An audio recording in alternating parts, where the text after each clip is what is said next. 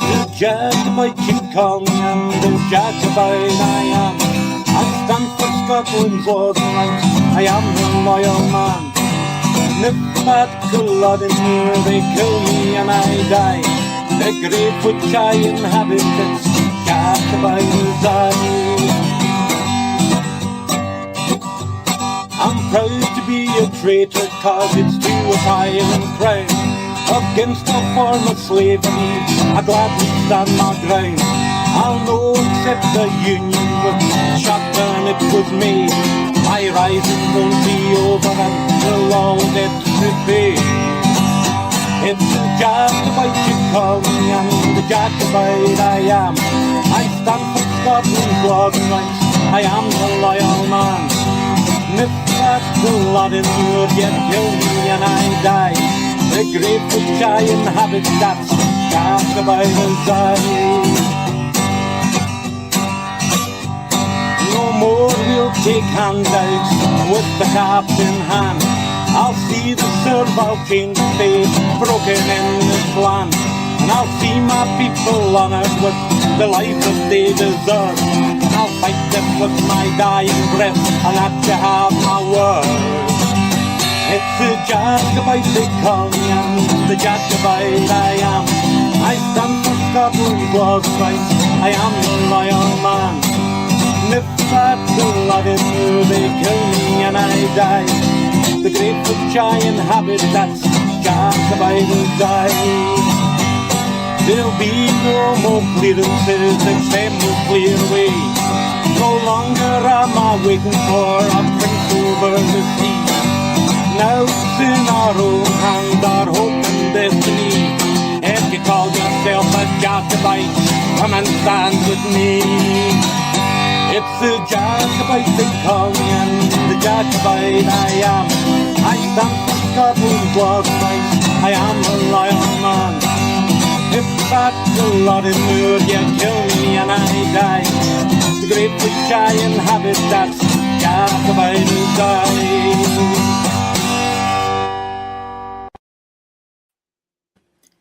Good evening, good morning, good afternoon, depending on where you're joining us from in the world, and welcome. See, I'm not just sat here on my own with two blank screens. There are people on the end of them for the moment. Could be one of those chaotic nights. But in the meantime, we're here. How you doing, guys? Angela. Oh, we've lost Angela's disappeared. Obviously annoyed with us, and she's decided that's enough. I've had enough.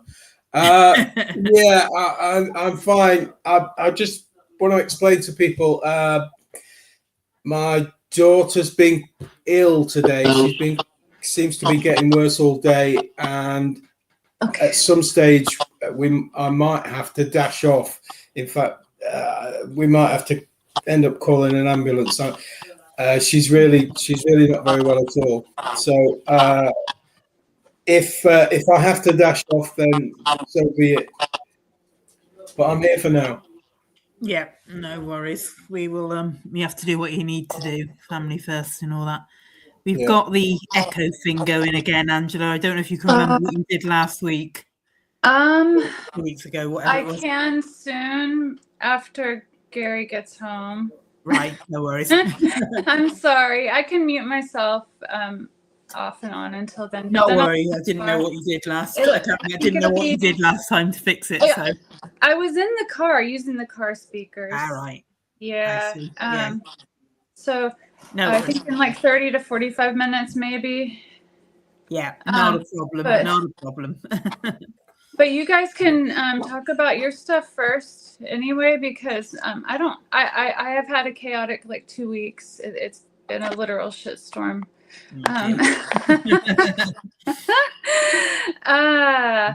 And so I'm not as prepared as I plan to be for the next show. I plan to have some slides next time. And Glenn, I hope that your daughter's going to be all right. I was just going to say, Angela, you're the only one of us, out of the three of us, that actually looks healthy. Myself and Alex, obviously coming from Britain, where the sun never shines. Compared to you, we look pale and pasty. So, Oh, I glow in the dark. This is that sunscreen with a little bit of tint color mixed in it, because I don't like to wear a lot of makeup because I don't have time for that crap.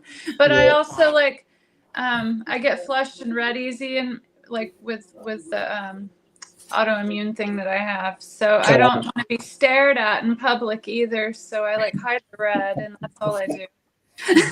okay. No worries. Yeah, but I hope your daughter will be all right. Yeah. To be honest, she works for herself, and since she split up with her husband, she's having to work twice as hard, and I think she's constantly run down.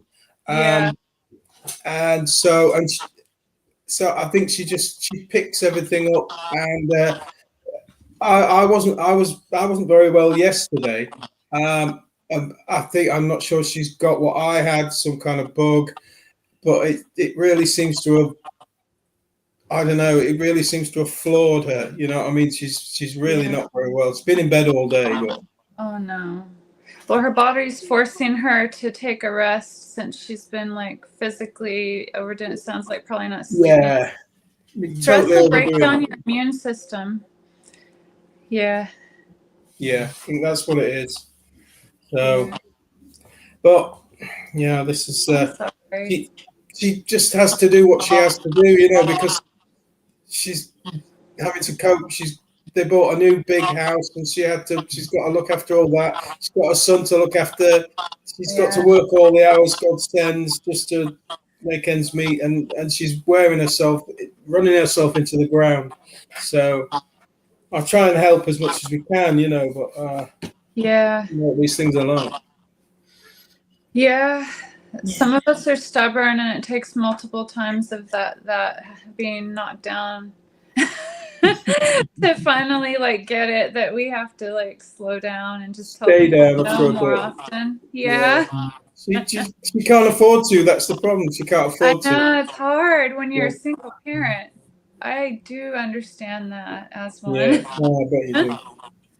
Yeah, and even when I was married, he was gone 6 days a week in a truck. So.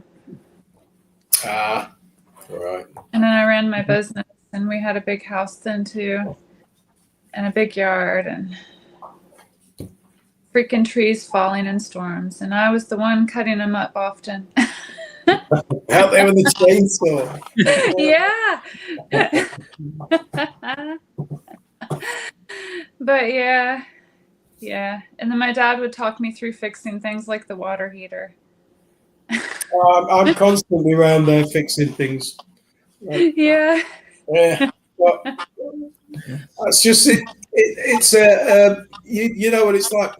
Parenthood never ends. No. She might be 39, but she still needs dad, and she still needs mom. Yeah. So. We still need our parents even after they're gone. Yeah, that's true. We always need them. So no, Jack. What she must be obeyed has just said she didn't need us that much when she was with her husband. Obviously not. But it's easier with two people that are doing the work. Yeah. But, if you guys want to get on with yours first, I'll mute myself. Yeah. Hello, all the Jacobites. Sorry I'm late getting on. Got 2 dogs with diarrhea. It's my fault. I gave them too much chicken. I was trying to spoil them because one was sad that their sister died. The other one's confused because he's just a young beagle. He hadn't really known her very long, but the other one had known her. She was 10 years old. She's big. Both beagles, yeah? You've got 2 beagles? Or? No, just one, and then a red-nosed pit bull who's 9 years old. She's old too. I got them around the same time. Her and my big white one. She was half Samoyed and half Great Pyrenees. All right, hang on. Nancy, come here. What's this? Come here. Let's see. Say hello. This is Oh, our so cute. Frenchie. Oh, I love that. She's so sweet. I love animals. I love that dog. She's a pain in the ass, but They all are, but we miss it when they're gone. oh yeah. Like my big one, she'd do that yipping when the other ones would piss her off or get too close to her food, and it would be so annoying. But now it's too quiet. Yeah, I often get told off from the other room. You're kissing that dog again, aren't you? No. What's that dog when you kiss me? Yeah. Oh, dear. Right, we probably right, want to get into a actual subject, so yes. we will let Glenn start us off. All right, I'll be listening in the background. Okay. Okay. Which one do you want me to start with, Alex? If you start with the update, the Gaza Oh, update. the update, right? Okay, I've got it all gonna. I'll have to get my notes here because it's in quite a few little parts. Because there's quite a few stories. So from time to time, sometimes on the Gunman show, if we've got time, I'll just run over a little piece about what's happening in Israel, Gaza, West Bank, things like that. Anything to do with that subject. And obviously, I've been covering it ever since the more recent crisis started. Okay, so let's start with the sort of, well, the worst of it, I suppose. So we'll start with we'll put slide 1 up then, please, Alex. Okay, so Israel has killed at least 10 Palestinians in a fresh wave of bombings across Gaza in the last 24 hours. And this brings the total number of ceasefire violations that have happened since October to 1,620. So Israel has violated the so-called ceasefire 1,620 times since October. And this is according to Gaza's government media office. And in those violations, 601 people have been killed and 1,607 people have been injured. Slide 2, please, Alex. So every day since the ceasefire, it has been somebody's funeral. This is not a ceasefire. This is not, by any stretch of the imagination, a ceasefire. A ceasefire is when both sides agree to stop killing each other. Well, only one side seems to have done that. So that's where we are in terms of Israel just continuing a slow genocide. That seems to me what's really happened. Israel has stopped the mass killings and is just pursuing an ongoing slow genocide. Okay. So coming back to the UK, our foreign secretary, the UK's foreign secretary, has defended the government's decision to ban Palestine action. Here's our Home Secretary at slide 3, please, Alex. This is Liz Truss, the UK's current Foreign Secretary, but who was the Home Secretary. And it was Liz Truss's department and Liz Truss herself who actually prescribed Palestine action. So she's been on TV today defending her decision to prescribe Palestine Action as a terrorist organization. And she defended her own actions on a topical program that was. It's Yvette Cooper, not Liz Truss. Liz Truss. Oh, was I saying Liz Truss? You was. I'm very sorry. I'm saying Liz Truss. I've got this thing about Liz Truss. It's Yvette Cooper, obviously. Very sorry. The boss has just pointed out that my brain's not in the game tonight. Okay. So back in July last year, Yvette Cooper prescribed Palestine Action. And she gave this statement on the TV program Sunday Morning with Trevor Phillips, which is on Sky. And that was this morning.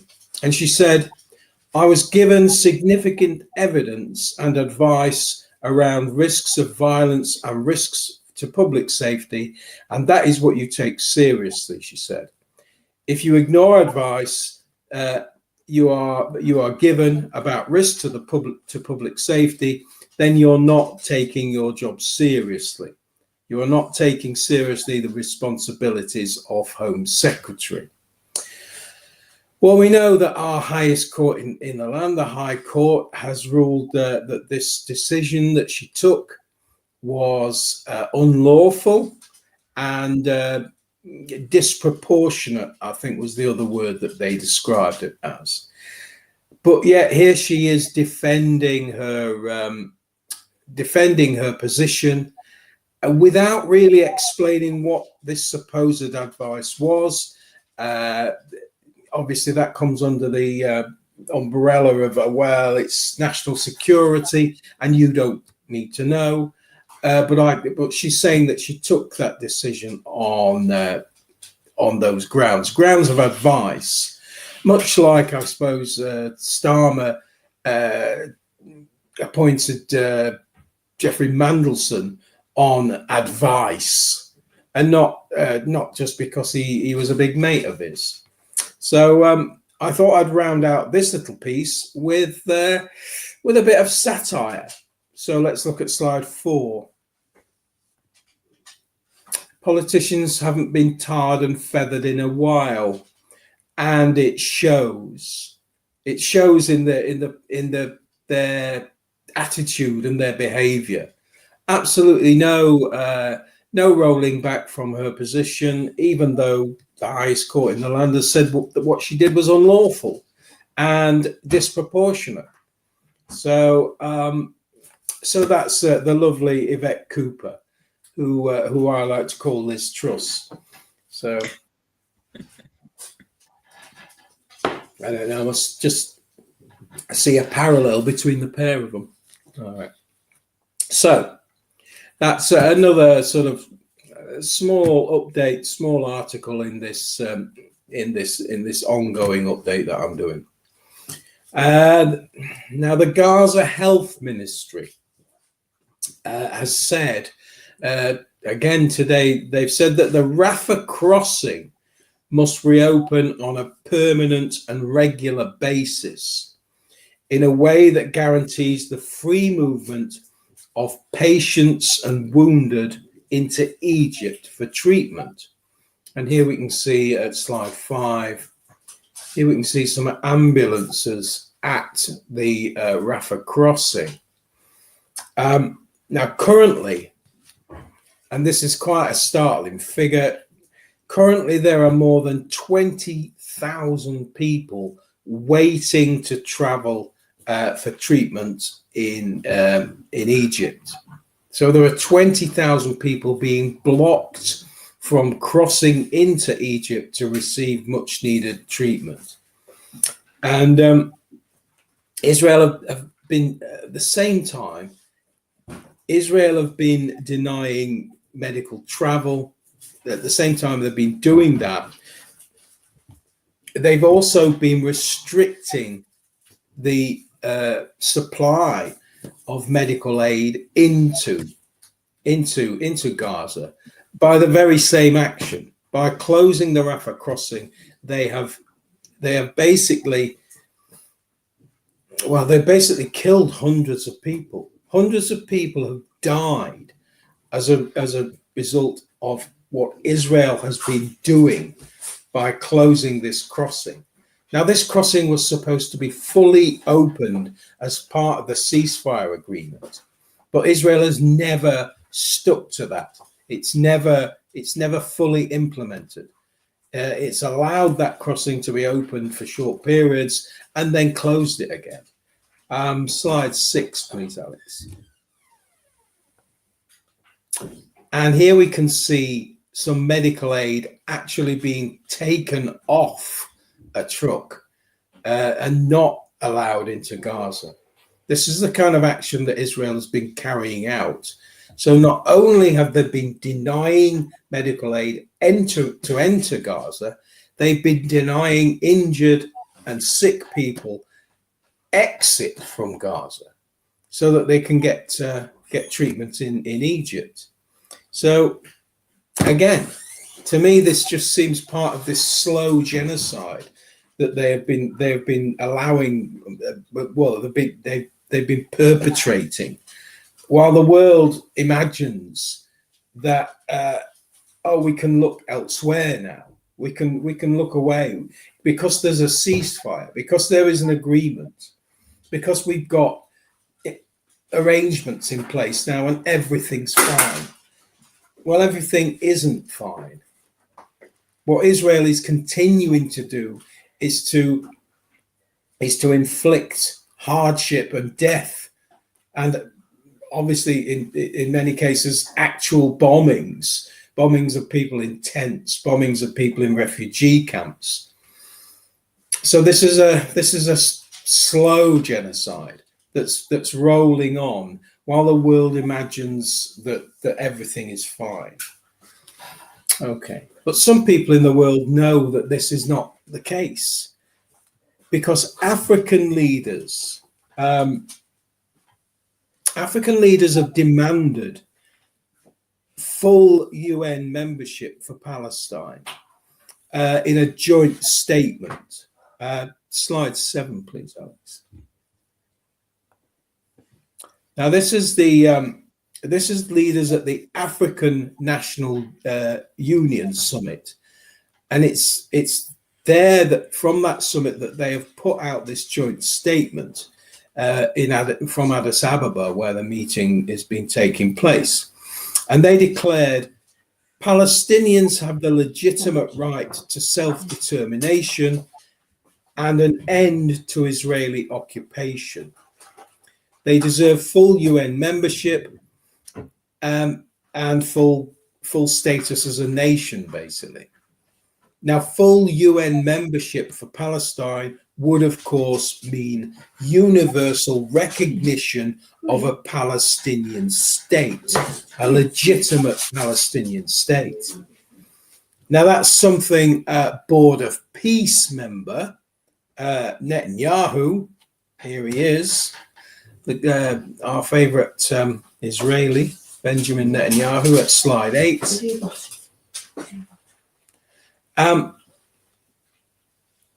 Netanyahu has declared basically that and said that there will never be a Palestinian state, and this will never be allowed to happen. So how do we square that circle? How do we even get to anywhere when this man is on the Board of Peace, when this man is blocking aid, when this man is still bombing Gaza?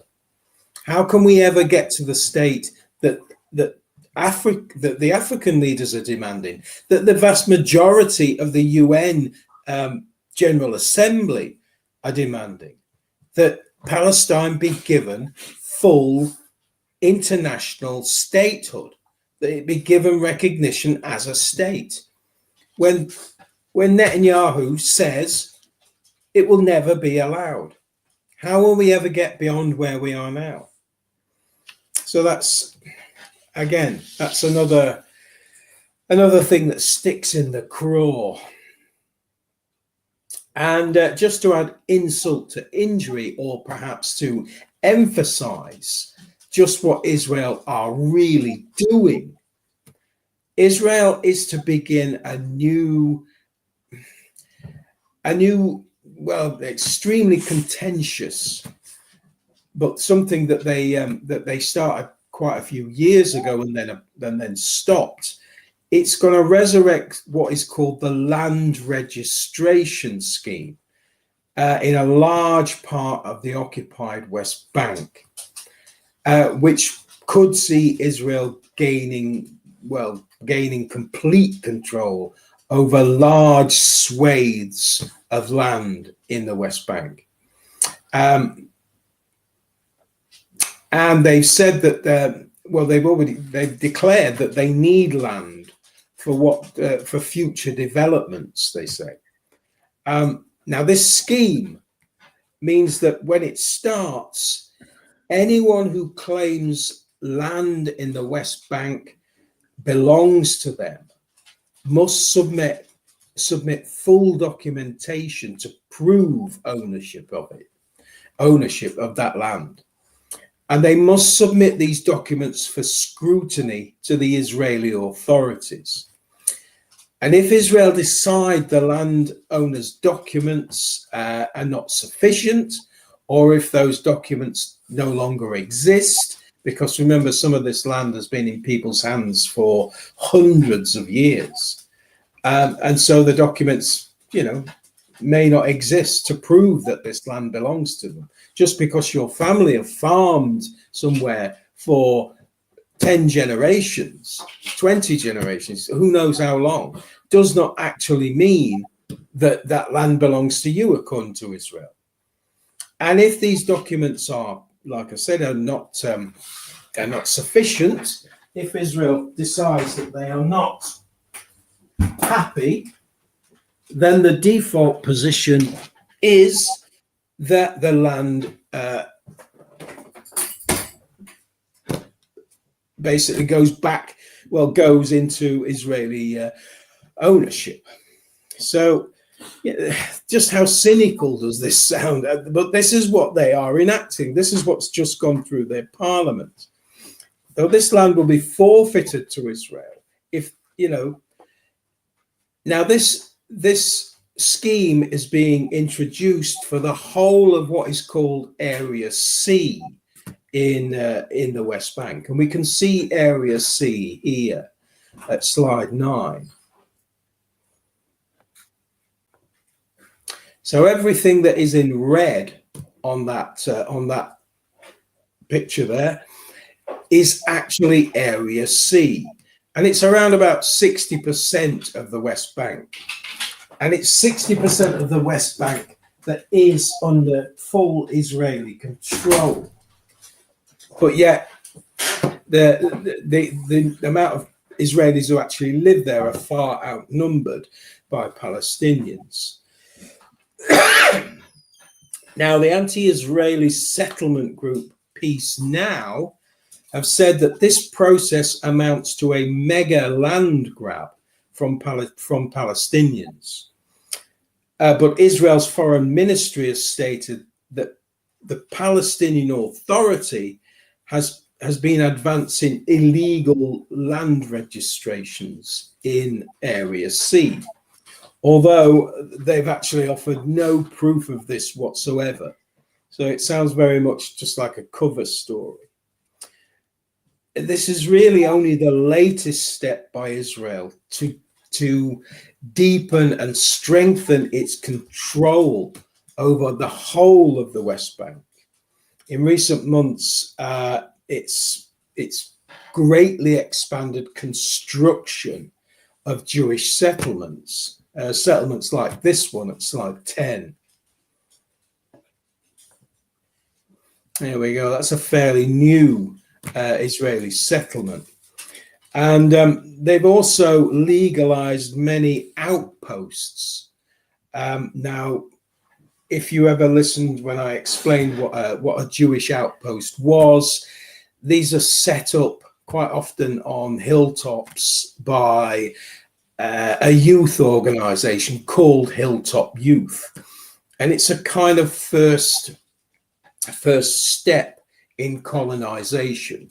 These young people move on to the land. The Israeli army protect them, and eventually, what happens is the outpost is legalised by the Israeli government, and that then gives carte blanche for settlers to move in, which they do. They move in, and before long, you've got developments like this springing up. And they've also made a whole raft of bureaucratic changes to its policies in order to strengthen what you might say is Israel's hand and weaken the Palestinian Authority's hand. So this is another aspect of Israel, the cynical and underhand way that they seem to be going about this. They are illegally planning to steal Palestinian land and claim that well, you don't have the documents for it, do you? Or we're not happy with your documents, and if they're not happy, then I'm afraid we're going to have to take your land. So it's a kind of legitimization of what has been before simply theft by settlers who just move on to land. This seems to me to be an effort, a way of making it look as if they're trying to follow some kind of legal route, but it obviously isn't, and it's going to be it's just going to be a land grab. All right. So there's some of the things that have been going on in the West Bank and in Gaza and here at home around the subject of Palestine. Okay.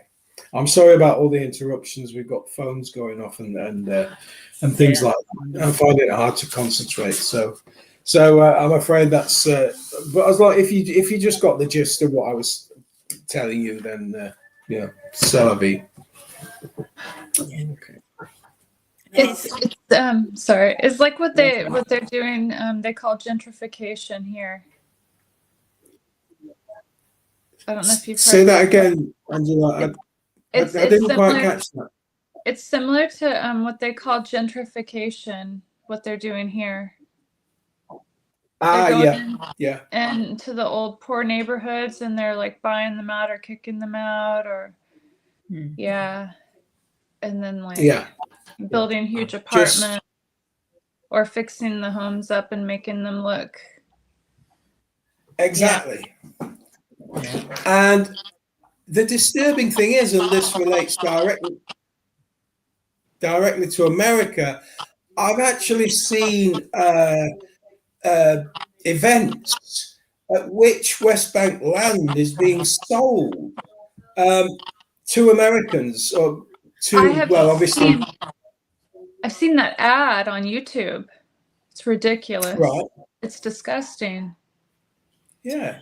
This is illegally stolen land that is being sold to people. We did the Native Americans. Yeah.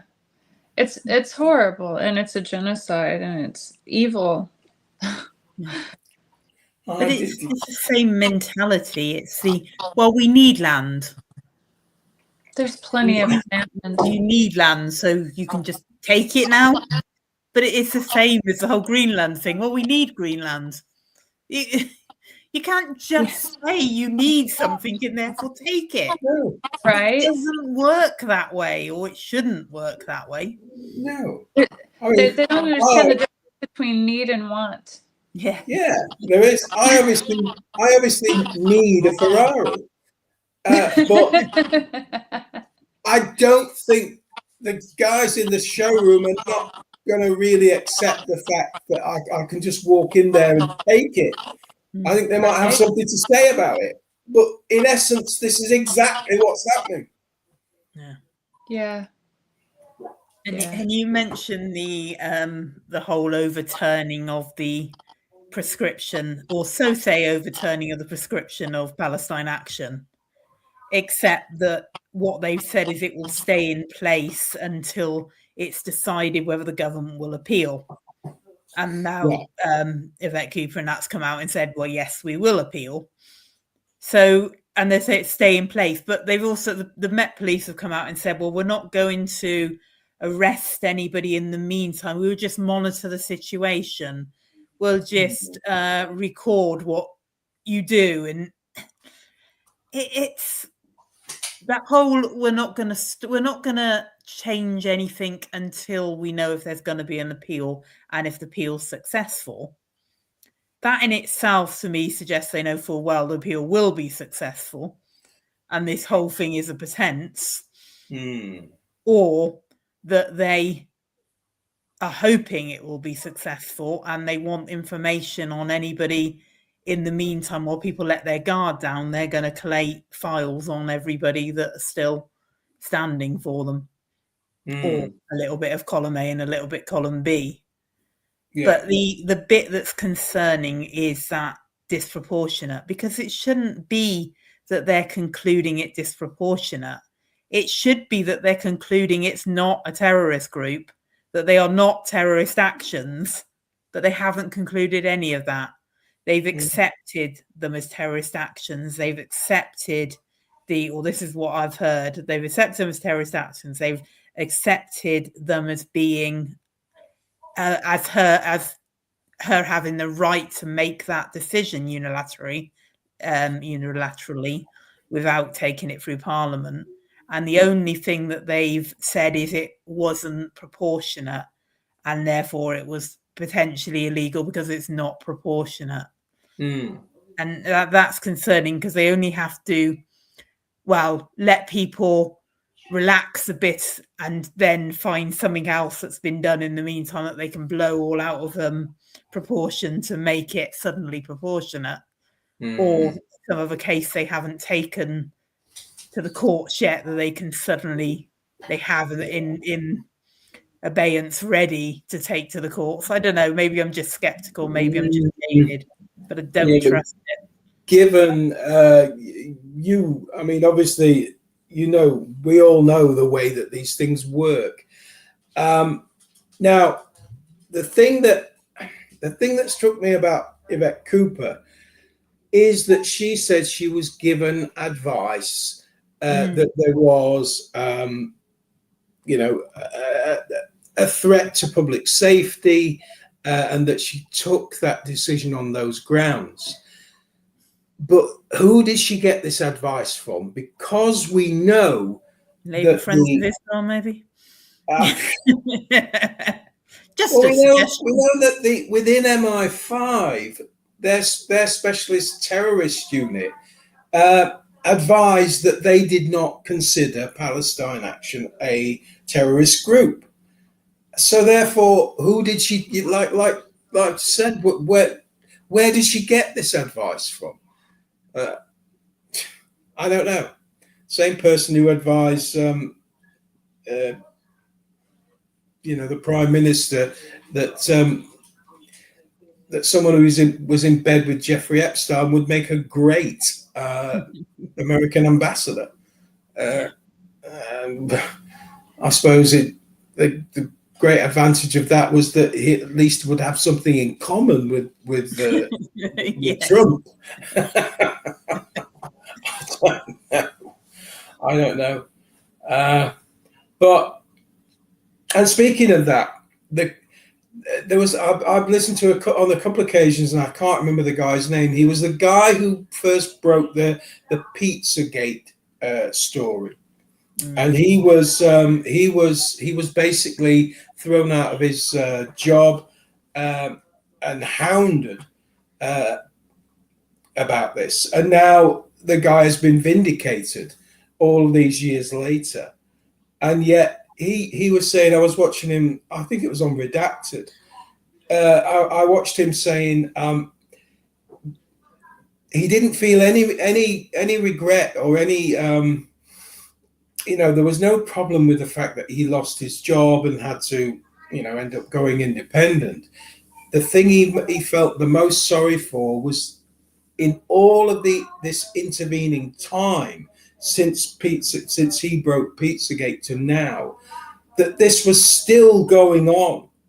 Even though it was being covered up and ignored, it was still going on, and it probably is still going on, even though it's all been broken, in the Epstein files, of which there have been precious little action on, as far as I'm concerned. But he said, I feel a terrible regret for all the children's lives who all of those who have suffered because nobody wanted to do anything about this. Yeah.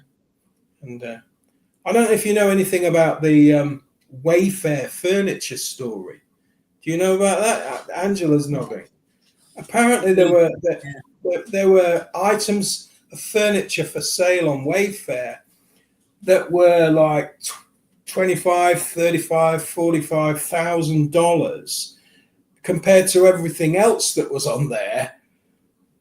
And obviously nobody who's normally shopping on Wayfair would buy a cabinet or whatever for $30,000. But yet Epstein was buying these things and then sending a lot of it to Woody Allen. Now, obviously, Epstein and Woody Allen are both upstanding characters. They wouldn't have been up to any wrongdoing. What the hell was going on there with Wayfair? I mean, it's been suggested that these cabinets contained children. I can't get my head around all this. If that is the case, then Wayfair itself must have been complicit in this child smuggling ring. It's unless they do there's got to be a level of complicity, because if you're doing that, why are you not asking the question why somebody's selling something for 30,000 that's clearly not worth 30,000? So there has to be a level of complicity.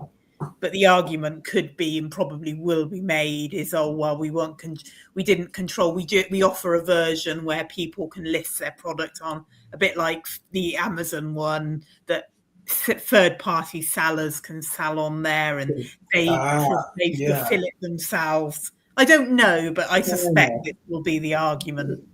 But then where is the oversight that says, well, hang on a minute, something's not right here? Are you sure about that price? Is that price right? You know what I mean? Somebody knows something is not right. Yeah. And probably if it is that situation where somebody else is listing, they're getting enough of a cut of the listing fees to turn a blind eye. It's dark and sordid, and there's obviously a story there that nobody really wants to touch. Just like the guy was explaining, that the FBI knew all of these terms that were being bandied around even then, before they stopped using them and started using other terms. They knew what all those terms meant. They were aware of the symbols that were being shared. They knew that it was all to do with paedophilia, but yet nothing was ever done. No one was pursued about it. No inquiries were made, and no one was facing any kind of indictments or anything like that. Yeah. No one is now. Nobody still is now. And I don't know. Maybe I don't see enough, quotes, normal people. But where is the outcry? Where is the horror? Where is the shock? Where is the anger?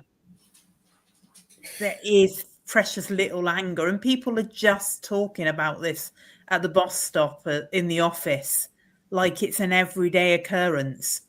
You're talking about babies and children, and I'll clarify that babies one in a second, but you're talking about children and women and young girls being abused.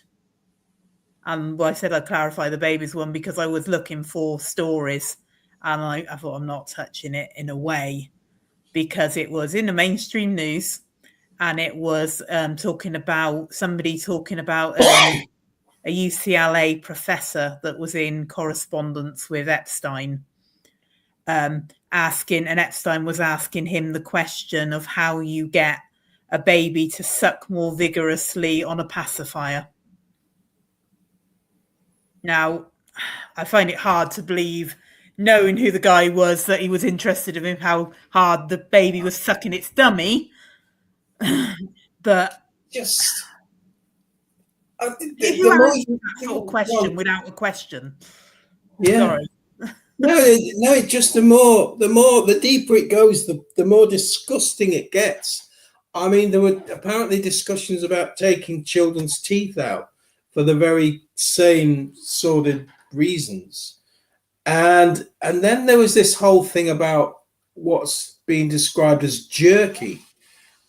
That Epstein was ordering jerky to his island for quite large sums of money. And what we're probably looking at here is human flesh. Oh. This is people consuming human flesh. So the more that this is, you look into it, the darker and more disturbing this gets. And this story should not be left to lie. It needs pursuing. It needs bringing into the full light, and people's heads need to roll. People need to be in jail for this. Ideally, literally. In a decent society, their heads would roll. There would be many creaking ropes. If I was in charge, honestly, But on the other hand, it also what it pulls back the curtain on is that this was from the very top of society, or what's supposed to be the top of society, the very top of society, including our royal family, and that they were involved and complicit in, and even allowing Epstein to use Buckingham Palace for sordid activities. I don't know. But I don't know why everything at the moment seems to lead to the Epstein files, but it all inevitably does, because it all seems to be inevitably tied together. It's all linked. This is such a huge revelation. I mean, we've just had 3 million documents dropped, and then yesterday, I think it was yesterday, we've had another 3.5 million documents dropped, which contain some of the worst. Apparently, I haven't seen any of these documents, but they contain things that are even worse than what were in the first ones. So it's going to take a long time and a lot of digging. I think it's going to take a lot to get to the bottom and to unveil the whole sordid, filthy, corrupt, murderous affair. But then they're not going to do the fact and I'm not saying whether they should or shouldn't have been dropped or anything, but the very fact that they've released them proves they're not going to act upon them, because they would not be allowed to release them if it was a current investigation. The way the laws work, they would not be allowed to release them if it was a current investigation. No. It may even be the fact that they've been released will make them impossible to use as evidence. Yeah, it's been prejudiced. I don't know about that one, considered being prejudiced, or how are you now going to find a jury? If you were going to go jury trial, how are you now going to find a jury? Because they will have been influenced, because they will have had access to. The very fact that they've released them, to me, proves that they have no intention of doing it, which we kind of could have guessed and could have known anyway. But it's, I don't get is people, the apathy, why are people not screaming the place down? Why are people not screaming in the streets? Why are people? Oh yeah, did you see that? Yeah. And what's on? Yeah. Can you send us? Yeah. Yeah. What's happened to Angela? She's disappeared. I don't know. I imagine she's I don't know. Pulled I expect away. she'll be back anyway. But Yeah. it's I know we always get back to some of the same subjects.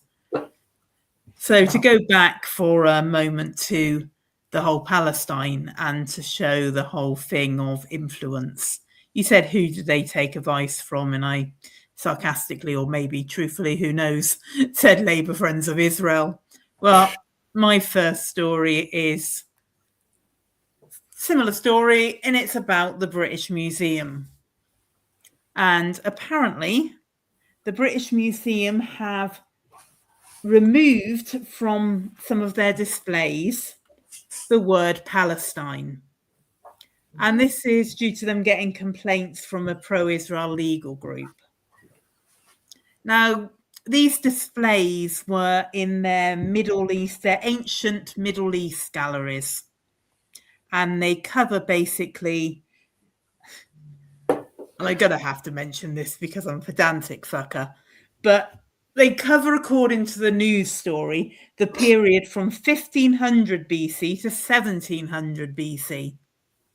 No, they cover the era from 1700 to BC to 1500 BC. BC is in reverse. So that shows people's mentality nowadays. But this is the period they cover. And basically, there's been a complaint lodged by UK Lawyers for Israel about them. And this is the wording they've used on the letter they sent to the museum's director. Applying a single name, Palestine, retrospectively to the entire region across thousands of years erases historical changes and creates a false impression of continuity.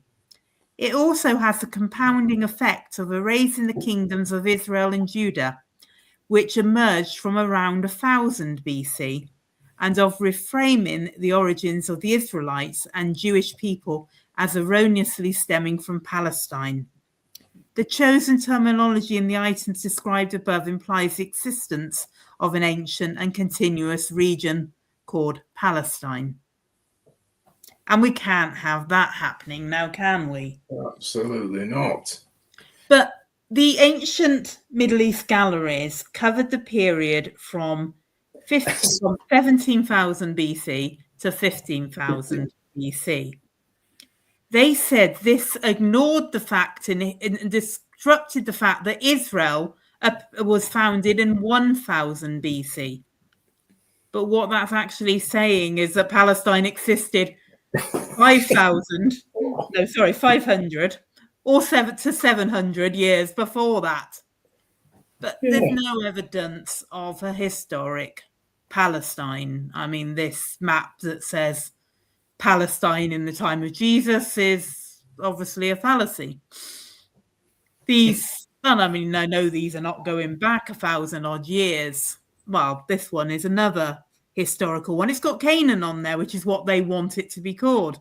It's got Canaan on there, Gaza on there, Jerusalem, and Palestine for the region. And I mean, there's nothing for Palestine. There was no Palestine before 1948, before Israel was founded, we're supposed to believe. There's no Palestine now. But I mean, I don't know who's been printing these coins retrospectively with Palestine on, retrospectively from 1939 and 1935, and I think that middle one's 1920 something. So somebody must have retrospectively printed these coins and, retrospectively printed this map. And this one that even says Palestine in the days of Jesus. This is what made me not laugh, but you know what I mean. This is how insane it is, and insane to the level that we've got UK Lawyers for Israel reporting and writing to the British Museum to complain about that. But what is worse is we have the British Museum acting upon that and deciding that, we use UN terminology on maps that show modern boundaries. But we've now removed it because the term's not always meaningful when describing ancient cultural regions, and we took some customer opinions. Grow a pair, for fuck's sake! Just grow a pair and stick to what it is, not listen to some fuckwits who decide that having the name Palestine in ancient Middle East galleries in the British Museum kind of underrules their point that it was Israel first. I've seen so much debate. Just looking at these coins now, I've been looking at these coins for nigh on 2.5 years, and I've seen so many fuckwits saying, well, yeah, but this was during the British print of these, which they did during the British Mandate period, but which lasted from 1920. Mm-hmm. On those coins in Hebrew, it says land of Israel, and they will say, look, Palestine, land of Israel. You mean it's the land of Israel and you're just calling it Palestine? No, you fucking idiots. The land of Israel is the land from which is Palestine, the land from which Israel, Jacob, came from. So Palestine is the land of Jacob, the land of Israel, because Jacob became Israel when supposedly God gave him a new name. And that is the meaning of those coins. That is what is what is meant by the saying the land of Israel. It's not referring to the physical presence of a land called Israel. It means the land from which Israel came. Yeah, because it's a deliberate, and it's not accidental. It is by the people that repeat it, and the people that repeat the crap they hear and just regurgitate it, and the bots and the people on the payroll and the thing, because they don't have the intelligence to know any better, half of them. But it's a deliberate misinterpretation of Israel to be a land, when Israel was never the land. Biblical Israel was a person, but that doesn't suit the argument. So we have to blur the definitions, blur the understanding. But I didn't actually know what the Hebrew said on these. I'll be honest, I didn't know that. I hadn't heard that bit before. Yeah. But what always got me is, no, you don't get it. It's a British mandate. It was a British mandate before that. Yeah, excuse me, hang on. British mandate of what? British mandate for what? I think exactly. It actually is, not of. For what? British mandate for Palestine, not the British mandate for Israel, the British mandate for Palestine. But when we've got to the point we were having to change fucking museum displays, we've got fucking insane. It is. I'll let Angela speak now because she's back in her car. So yeah, no more static. Sorry, I just wanted to not be a distraction while I was getting out here. Oops. Now I'm moving the cord. Sorry.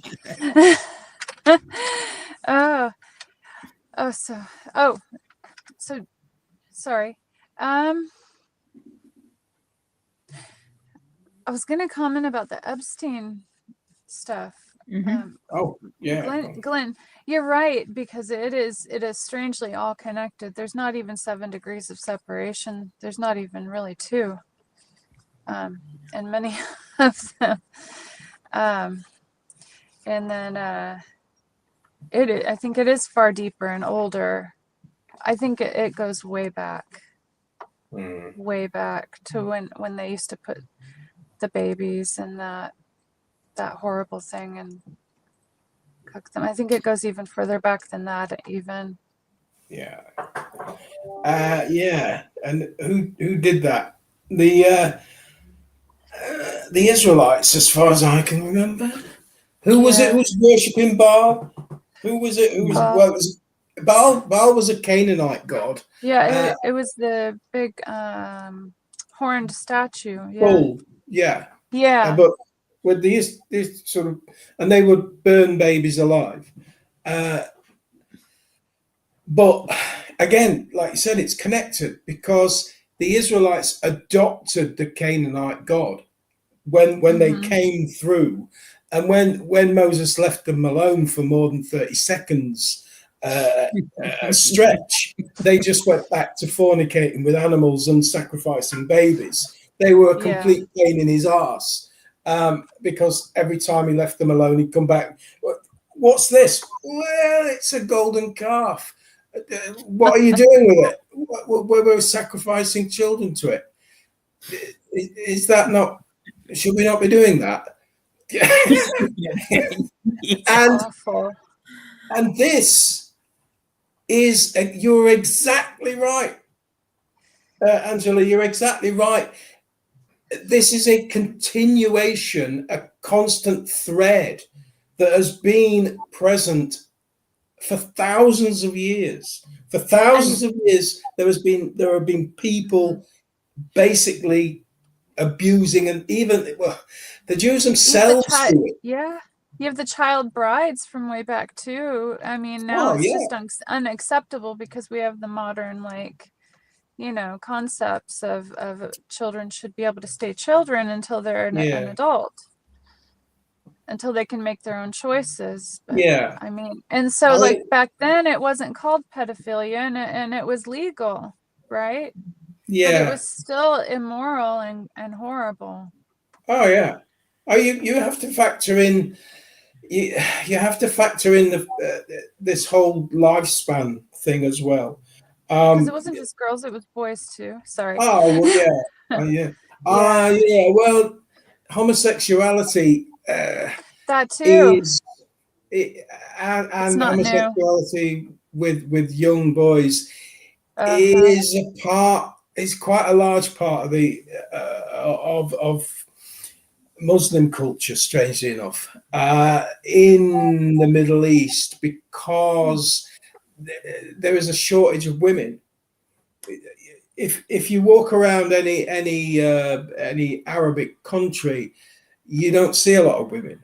You don't see a lot of women out on the streets. That you see what you see is you see a lot of men, and men being men, you know, have needs, and it's although it's a kind of secret thing, everybody knows it's a publicly known thing that you know, homosexuality is widely accepted, even though it's condemned in the Quran. It's just one of those things. But I'm not going to go. Wasn't it ancient Greece and Rome too, and the Spartans, like a whole bunch of different ones, especially when they take them off to train them for war, the little boys. The Spartans used to fight in pairs. They had they would pair men up, and not only was that person your fighting partner, they were your literal partner, and the idea was that you would fight all the more harder if this person was by your side, that you would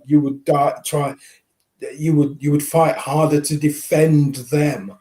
And so that was a Spartan idea, but homosexuality in Greek society was perfectly accepted. And I suppose we've come to realize that it's a natural part of the human makeup, and it's not something that necessarily should be frowned upon. I mean, I don't want some transvestite rubbing themselves up against me or whatever, but I don't condemn the fact that they have a right to exist, unless they want to shoot people, because they always seem to be so angry. Yeah, that's bad about anyone. I know. I have a gay sister. She's not angry. Yeah. Yeah. She's the youngest out of all of us. It's the angry ones. These she's a social angry, worker. Trans, A yeah. good one. She's one of the good ones. That's not The ones like that have out stealing transitioned and children. they're very angry. The Yeah. problem is it's the anger comes in when the agenda comes in. When you're pushing Yeah. an agenda, when you're, or even if you're being led into that, because I'm not saying everybody that's marching up and down in pride parades or are pushing the whole, because it is an agenda, the whole trans agenda. I'm not saying everybody that gets dragged into it are pushing that or deliberately pushing it as an agenda, but it has become an agenda. And when I have a problem, I don't care what consenting adults get up to with each other. I really don't. It's not my business, and I'm not bothered. I do care when it's pushed onto children. I do care when they're telling 4-year-olds they can transition. Yeah. And I agree. especially care when they're telling 4-year-olds they can transition without telling their parents. They shouldn't be allowed to make transition is just being called a boy at school or called a girl at school. It should be done with the parents' knowledge, not without the parents' knowledge. Yeah, they're not grown up yet. Their brain's not developed enough to make those decisions, and it's not technically until 24. And if you ask my brother, it's till 30 for a lot of guys. I think so for a lot of women too anymore. Like Ian and you guys were saying, we're devolving. Yeah. We are. The Yeah, Neanderthals' brains were larger. I think that's true, actually. Yeah, I don't know. Yeah, I'm not really that sort of. And I think the knowledgeable on Denisovians that sort too, of and probably likely others. But I said it on Friday. It's the Lord of the Rings things. We have become middlemen. Yeah. We have devolved. We've become our even our intent, our ideals, our mentality has devolved to the lowest. Well, the fact that nobody is out in the street screaming about the Epstein files tells us it's devolved to the lowest common denominator, that nobody everybody's cares. too apathetic. And everything that they've given us as far as technology is made the people who can afford it comfortably numb. It's like a drug, and oftentimes they're also doing that. I'm not talking about herbs. I'm talking about like the bad hard stuff. You never know here, and especially here in America. It's probably like that in a lot of places. It's just the drug probably varies somewhat, but that, and they know that the human psyche is not built for that much information to be thrown at us. Yeah. You've got something there, Angela. You're right there, because we live in an age of information overload, constant information overload. And there is a certain point, and it's almost understandable, there is a certain point at which people just switch off. And I think... I've seen it. Yeah. And my friend Gary, I got in an argument with him one day because I was like, if we're going to be friends, I need to know, do you even care? Or do you just not care because it's not affecting you? I just need to know on a moral stance where you stand. And that's when I realized, from after he thought about it and then it's so stressful for him. He can't hardly bear to think about it all because it's so sad and overwhelming. And I now wonder if that's maybe the reason for a lot of the apathy in people. And it's that whole thing about evil will continue if people continue to look the other way. Exactly. You can't do that. And I'm all for people taking a step back, taking a break, giving themselves a chance to get their heads together. But they don't come back. But they don't come back. You're right. Yeah. And that is unless when someone shakes them out of it. They need to man the fuck up and face what's going on in this world and do something about it. And I tell women to man the fuck up all the time. Doesn't matter. It's not a male or female thing. They all need to man the fuck up and deal with it. Exactly. I'm an asshole. I know that. I don't care. I am too. Or at least I come across that way often because I'm blunt. But I just like to get to the point, and like I like small talk sucks. I like deep talk, like intricate, like the things that we talk about, like getting into the meat of the things, Far more not satisfying. surface crap. Yeah.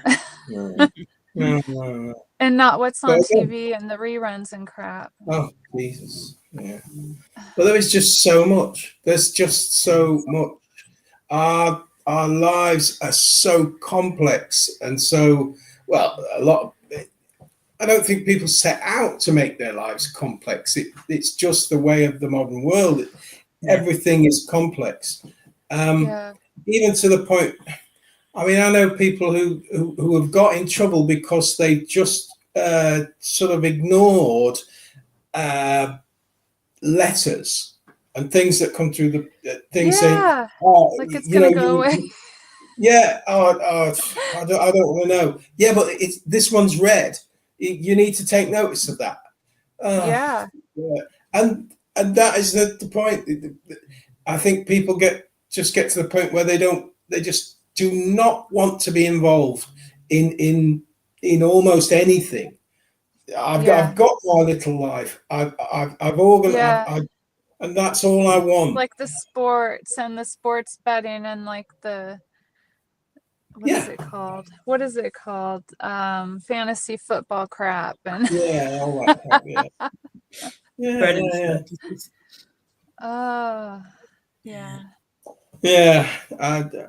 But I sometimes quit, and I know sports, but no, I'm not.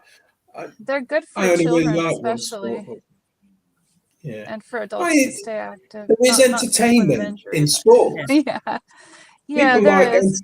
There is entertainment in it, but it shouldn't be everything in your life. It's not meant to overtake your life, and that you don't have anything else to talk about. That you can talk about this team or that team endlessly, but ask about anything else, and you don't really have a clue. Yeah, it shouldn't take over your life, but it is meant to. No, they need it to. They want it to. Distraction. They want it to. Where we're going with it. Yeah. Because we are the product. And I think we're about to be the product in a way that we have no concept, potentially most of the world, of how bad it's going to be. You were talking about the eugenics and stuff earlier, and then we've been talking about the AI stuff, and then like Ian was talking about the Malt book, and like there's the Rent a Human AI. I heard that one. Oh, so yeah, because we can do things that they can't. They need us. So it's a little scary that it seems like, whether it's been there all along or not, we've brought it into our plane of existence and we can't kill it. No. But it's going to use us. It's going to use us like a parasite. Yeah, I think there's something in that, because AI exists in a non-corporeal form.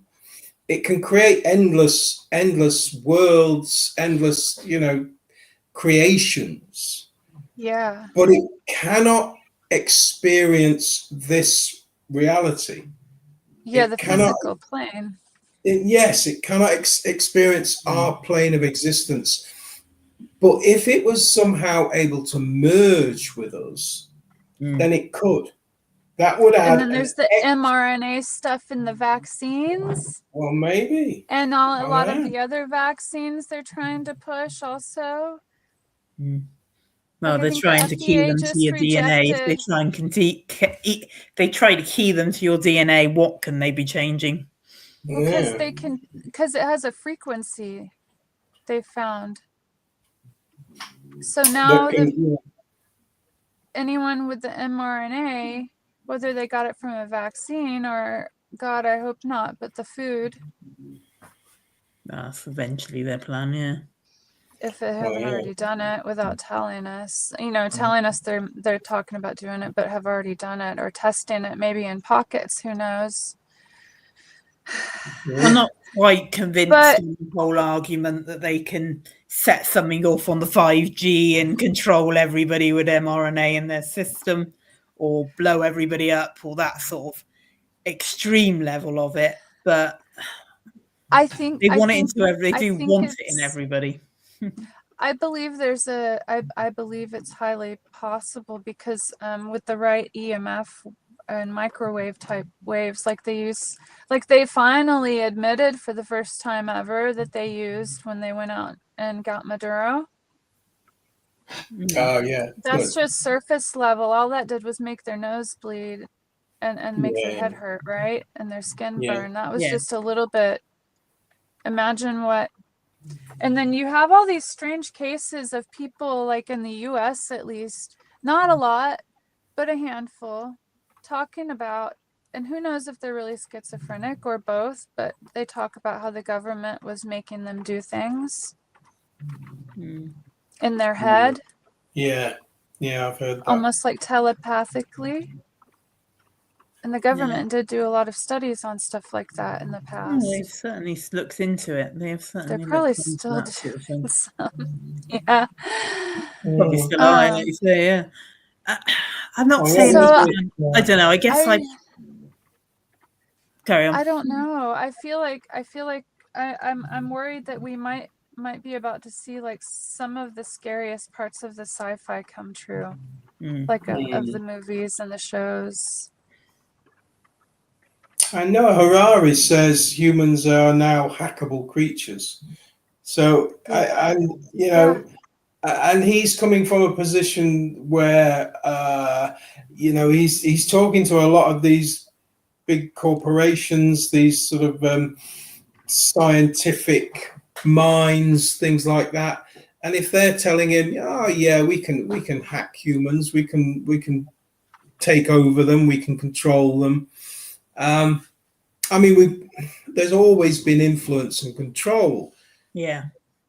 But I think if you can directly influence somebody's brain, I think that an awful lot of people would think that would be a great thing.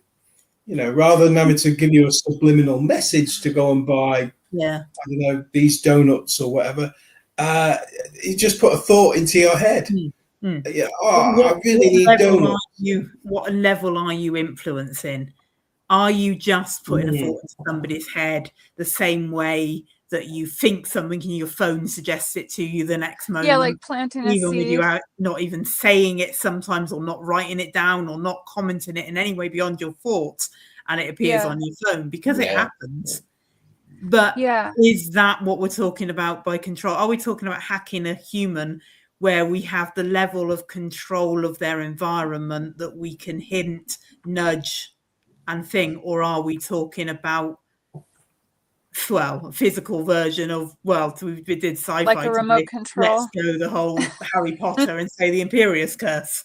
Are we talking about controlling somebody, or are we talking about controlling somebody the way they have over the last 5 years and more? Or would it be like Avatar, where our consciousness shuts down and the AI or something takes over, is running everything during that time, and we're just like in a state of stasis or sleep? Yeah, I don't know. I've never watched Avatar to know the thing. It's a really cool. It has really cool. At least the first one. I only saw the first one. It has really cool effects. Yeah. It did. I went to see it in 3D. That was great. I think there's a scene in it where the tree's on fire, and you could see ash falling in the cinema. That was amazing. But yeah, I mean, it's entirely AI. It's all generated. It's all CGI. But the stuff kind of ties back to Epstein again too, because he was into those circles as well, and then connected with Mossad and CIA, and who knows. since Prince No, Andrew. you've got that one wrong. He was a Russian spy. That's what, are you getting that? Are you getting that in America? Okay, 'Cause that is what- allegedly. Are you getting Right? that in That's America? the magic word. What's that? Are you getting that same propaganda in America saying he's Russian? Yeah, You yeah, are. that's what they're trying. They're trying to blame everything on where they don't want you to. They don't want you to look over here, so they're gonna say it's Yeah, these people's over fault there. over here. Look over here. Building that It's a narrative. classic like cluster B narcissistic. Yeah, pretty much. But they've been pushing Epstein was a Russian spy for the last, well, since the files dropped over here. They've now got to the point, because nobody was buying it, or it appears nobody is buying it, and I might get onto that on Tuesday night. But it appears nobody was buying it. But now they've had to rope in people like Yaxley Lennon to tell people that Israel definitely wasn't involved pushing him, and there's no evidence that he was working for Mossad. And of course, because of his, you know where it's going after Russia, because of his biases and things. Yeah. So it's going to end up a Muslim infiltrator or something. Anything to not make him Israeli. Right. There is a Russian connection. There is a Russian connection but it's because of Israel. Because the likes of Jeffrey Mandelson, the likes of, people from all over the world were passing information and getting paid by Epstein. And a lot of that information was obviously going to Israel. Yeah. And Israel, being Israel, sold a lot of that information to Russia. So there's the Russian connection. There is the Russian connection. It's through Israel. Because Israel has never had any compunction about giving away American or British or French secrets to Russia. Anything for the money, there are right? potential Russian connections in the files. Some of the oligarchs. There could be, but not to the establishment. Dirty people in every group. Yeah. But it certainly is the case that Epstein was a Russian agent. I think he would. He could have been a multi-agent, not even double or triple. He was Mossad through and through, and everybody knows it. We just have to be distracted from that idea, because we can't have you thinking that. Yeah. Have you seen the new picture or video of supposed Ghislaine Maxwell? Oh, Ghislaine. Yeah. Her nose, where they try to say it's a completely different face. Yeah. And the voice is different. That, what has prison done? Changed her appearance. Yeah.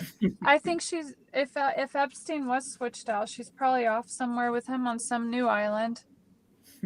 Yeah. Because all the people running this crap, they want us to believe that they're cleaning it up, draining the swamp, so to speak, and all that other bullshit. But no, they just want it to appear that way on the surface so they can continue their debauchery. Yeah, you're right.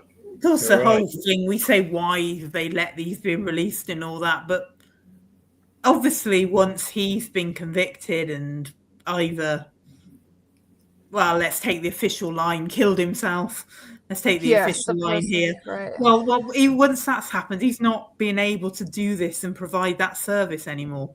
So somebody somewhere is now providing that service. Don't tell me they've all cleaned up their There's always a backup. There will be a new Epstein somewhere. But of course, if we can bring it out, if we can release the files, we can draw a line. Yeah, people might scream, nothing's been done. People might scream very quietly because the silent majority are fucking silent.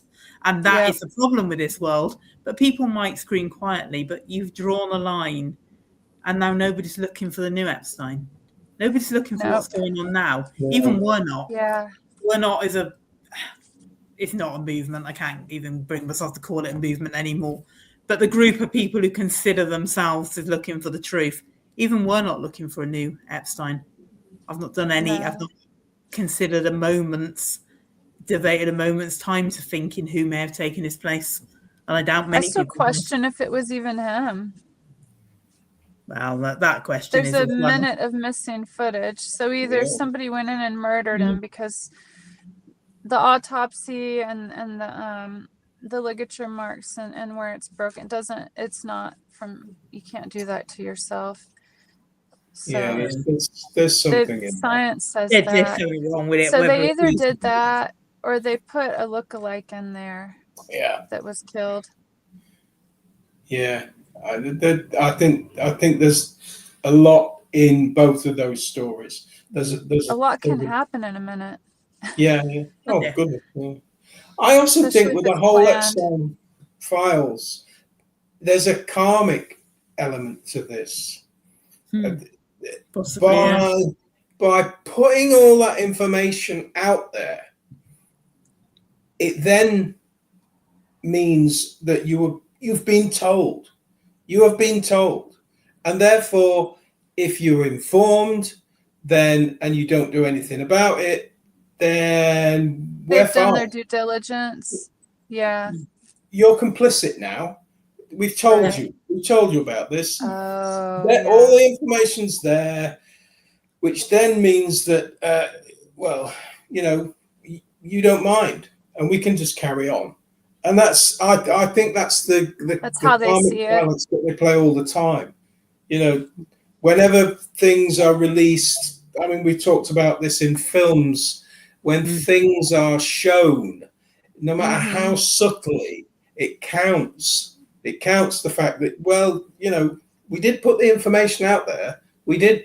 So therefore and you didn't do anything about it. Therefore that means that you agree with it.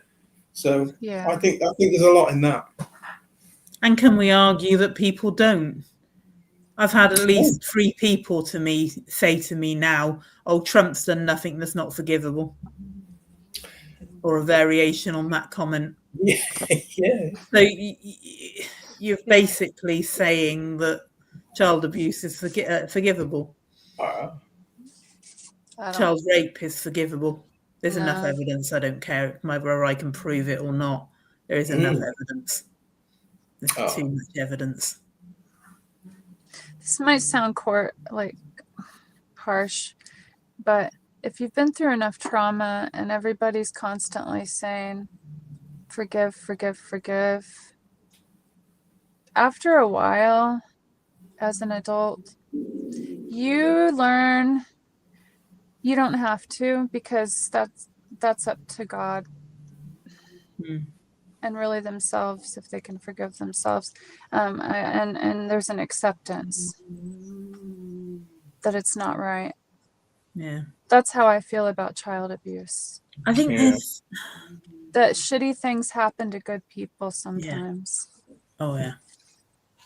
I think it's not God's fault. It's not the devil's fault. There's a distinction in saying that you can forgive to saying that something's forgivable to me. And although it's the same word, those two words don't mean the same in my head. Whether they do to other people, I don't know. But to me, to say you forgive somebody, that is your action. Yeah. But something to be forgivable is to suggest that something's acceptable, condonable. Not so and bad. Child abuse is not forgivable. It's not forgivable in my head. Now, I might just be my understanding of the words rather than the reality of the words, but I mean, we all have to accept that it happens. It's horrible. I mean, because it's not like some mystical thing like believing in the tooth fairy, but so like believing in something is usually like believing in something you can't see, but coming to terms with something that it's just not right, not forgivable. That's how I feel about a lot of things going on in the world. And we never quite know what's going on and how things fit together. So I think you've had a story that would our American viewers and that would be a bit more aware of than perhaps we are over here, that you wanted to get into. Oh, over here? Yeah. Oh, yeah. Oh, that Nancy Guthrie. Yeah. There's some potential link. It's not a definitive link, but her daughter Savannah interviewed. Oh, thank you. Her daughter Savannah interviewed some of the Epstein victims, and I think there was one specific one, and I don't think they said the name. If they did, I missed it. But there was emails of Savannah, her daughter, in the Epstein files, because they were keeping tabs on her interviewing the victims. And now all of a sudden, the Clintons were a no-show, and then all of a sudden they're going to testify, and she goes missing. It's just really odd. And the police, the sheriffs or whatever, I don't know. They just keep dropping the ball in this country on a lot of cases. And I don't know if it's just this country or if it's over there too, or if it's just kind of here and there, good and bad, but he's been like keeping information from the FBI, but then I don't know how to think about that. He's using a lab in Florida, right, to do the DNA testing from the glove and the blood they found, and who knows what else in her home. But it's hard to trust the FBI, so it's hard to say that he's being a bad person in this investigation. The sheriff, I think it is. Or if he is just, if it is just a pee-pee measuring contest.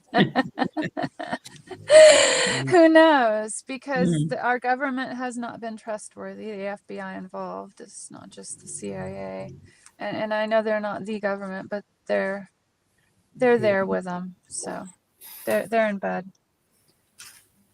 So I don't know what to think about it all, but it's just really all strange. And if she's supposed to have these lives, to maintain life medications, and she didn't take them with them, they're either medicating her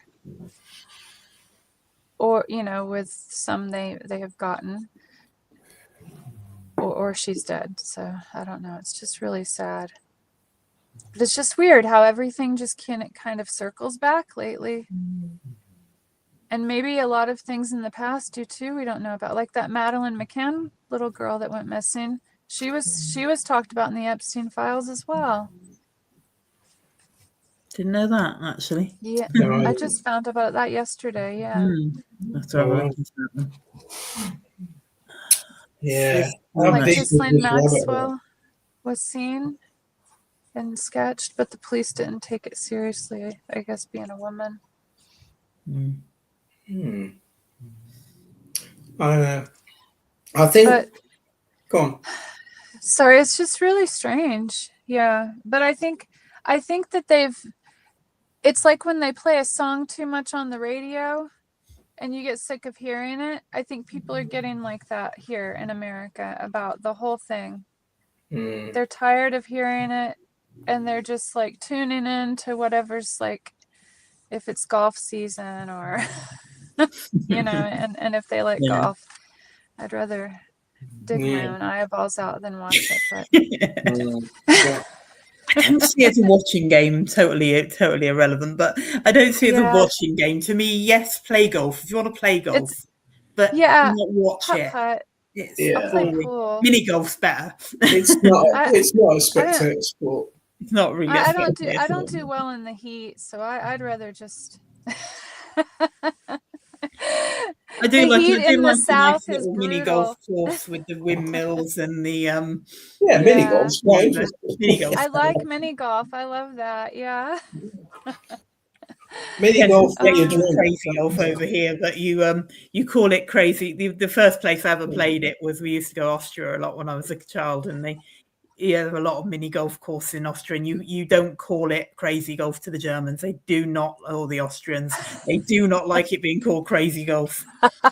It's mini golf. They take it very, very seriously. Or they Why are did they when so we were in my youth. sensitive? They take it very seriously. They take it almost as a sport.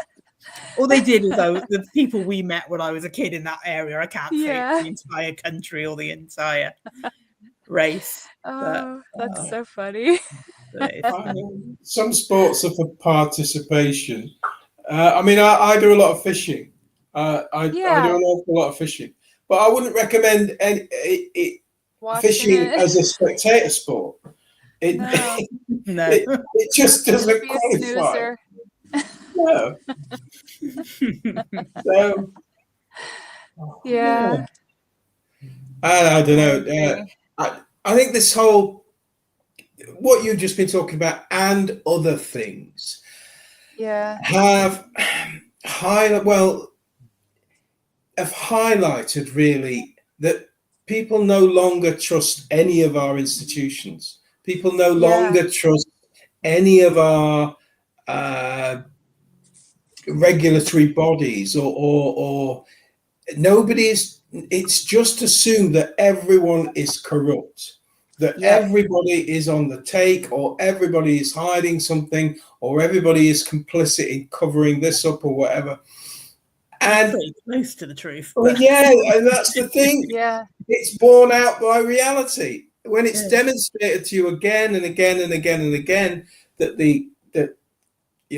some police authority, well, take South Yorkshire Police, where I'm from, a place called South Yorkshire, and our police authority consistently covered up the rape gang scandals. They consistently did that. They ignored evidence. They and they didn't pursue leads that they were given. They didn't do any of that. And it all came to a head eventually. Heads didn't really roll at the end of the day, but they should have.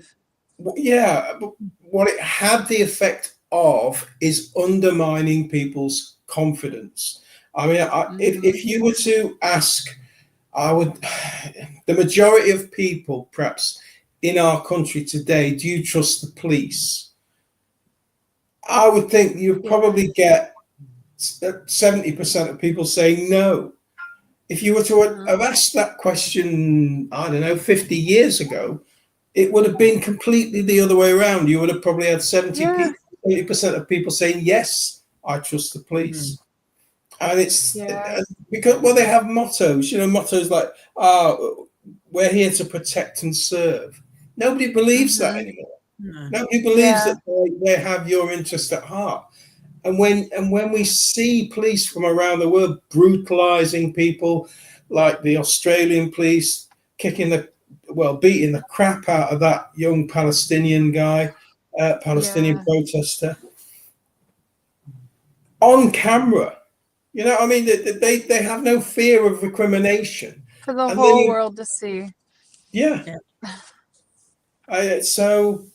So no wonder people don't have any trust in institutions and in authoritative bodies anymore. Nobody trusts anybody like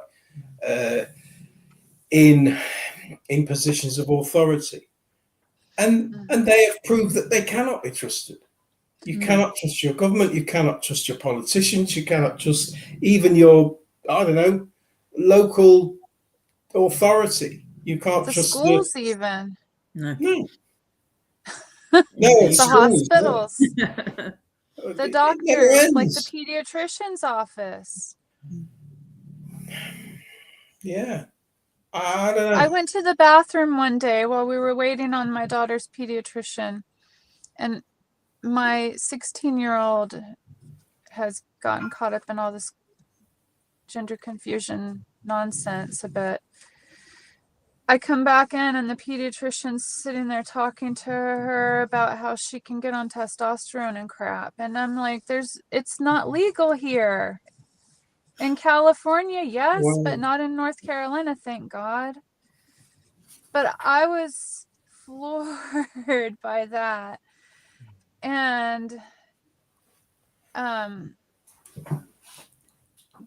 she never saw her again. Yeah. Wow. We've moved to a private family practice. Yeah. Yeah. But aside from any of the rights and wrongs of it, if it's not legal in your state, they should not be advising that. I know, right? For children, I think for adults it is, but yeah. But if it's not for children, they shouldn't be telling children this.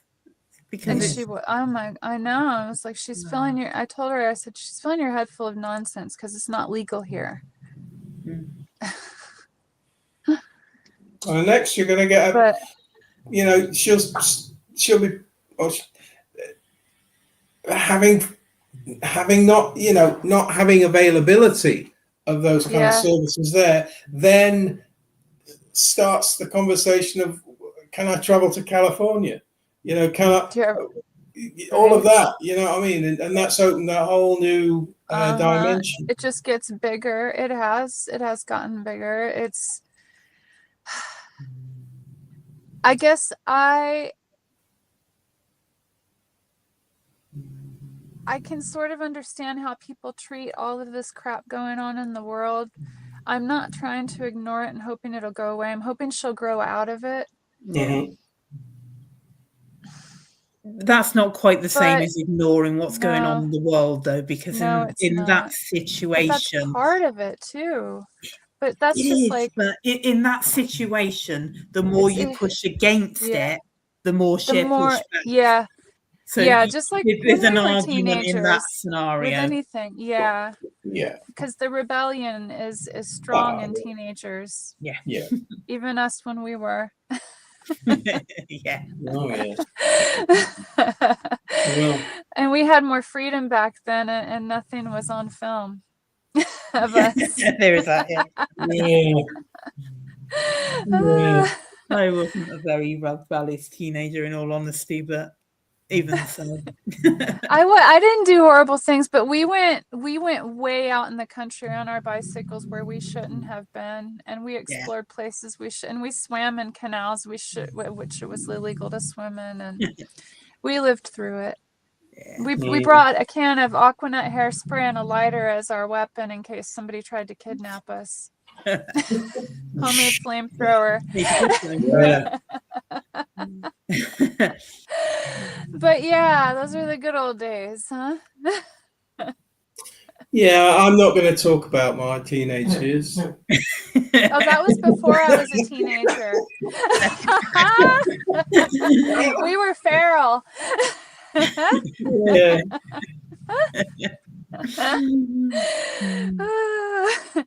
Riding bikes barefoot, no helmets. Oh yeah. Yeah. Just be home before the street lights are on. Oh yeah. That's what it was. Our parents loved it. What it was. Yeah. I was terrible. I wouldn't go out in the street and play. I used to go out in the back garden. I was a complete loner. I had friends at school, but I just couldn't be asked. I couldn't be asked to go out and go off. That was terrible. Yeah. Oh, I had a small circle. I had a lot of that, like alone play too. Caterpillars or pill bugs, whatever you want to call them. They were like my little miniature elephants in my little city. I'd build for them because they were gray like elephants. Weird childhood memory. I wish my kids did stuff like that. Yeah. No technology. There was such a thing as an imagination, which kids still have. They still got that.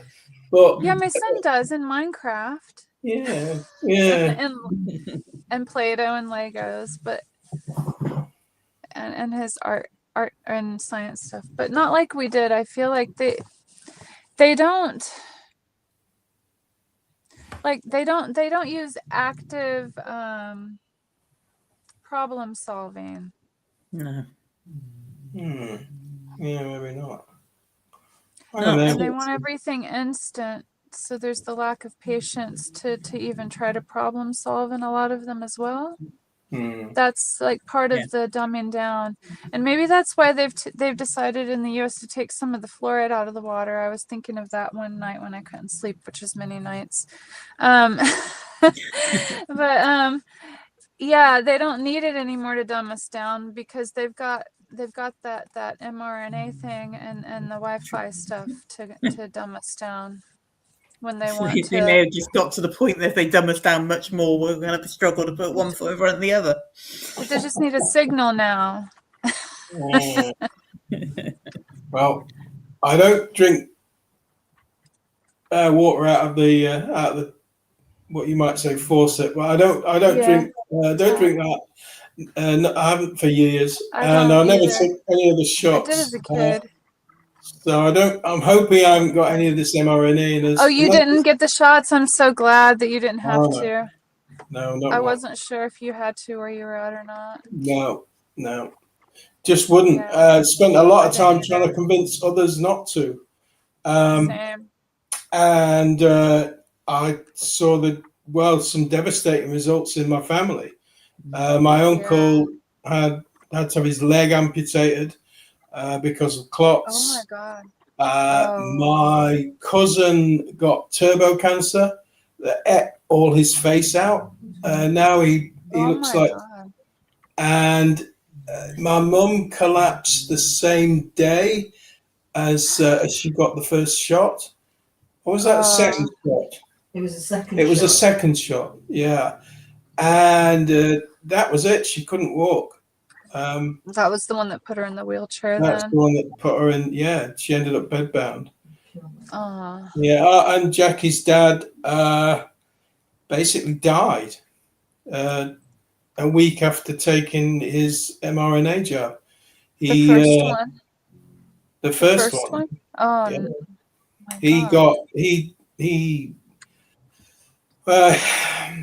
He basically drowned. He got really bad pneumonia and died. So horrible. The family didn't have a great experience with that. Yeah. But well, didn't we, Jackie? Did we not try and talk them out of it? We did. We tried and tried to talk them out of it. But you know how people are. Nobody, it's so frustrating. Nobody listens. It's the worst. It's like seeing the fire and telling them to get out. But they're like, no, we're fine. It's just a little smoke. Just go along. Well, they told us to do this and it's for our own good. And all these nice doctors on the TV, they said, you better do it. Otherwise you're going to kill your grandma or whatever. And all that shit, So I know it's yesterday's battle. But guilt trips never worked well on me as a kid. I don't know. I was convinced from the very start that there was wrong. There was something. Yeah. Something stank about the whole thing, and so anyway. But I think what we need to do is learn from that. Yeah. Yeah. It is. And I don't think we have, but we still need to, and we still can learn that everything they do is to move us in a specific way. And everything they do moves us in the direction they want us to go. Mm-hmm. We really do. This is not a link in because I don't know how to link into your next one, Glenn, but we do need to learn the question. Difficult linking. I suppose it comes from if you think about misunderstanding, if you think about prejudice, if you think about people's opinions and what's being pushed at us, that this is really what this story is about. So I thought I'd look at Ramadan, okay, because Ramadan is approaching. And we're just about to enter Ramadan. Now Ramadan's actually the 9th month of the Islamic lunar calendar, which obviously, as the name implies, follows the cycles of the moon.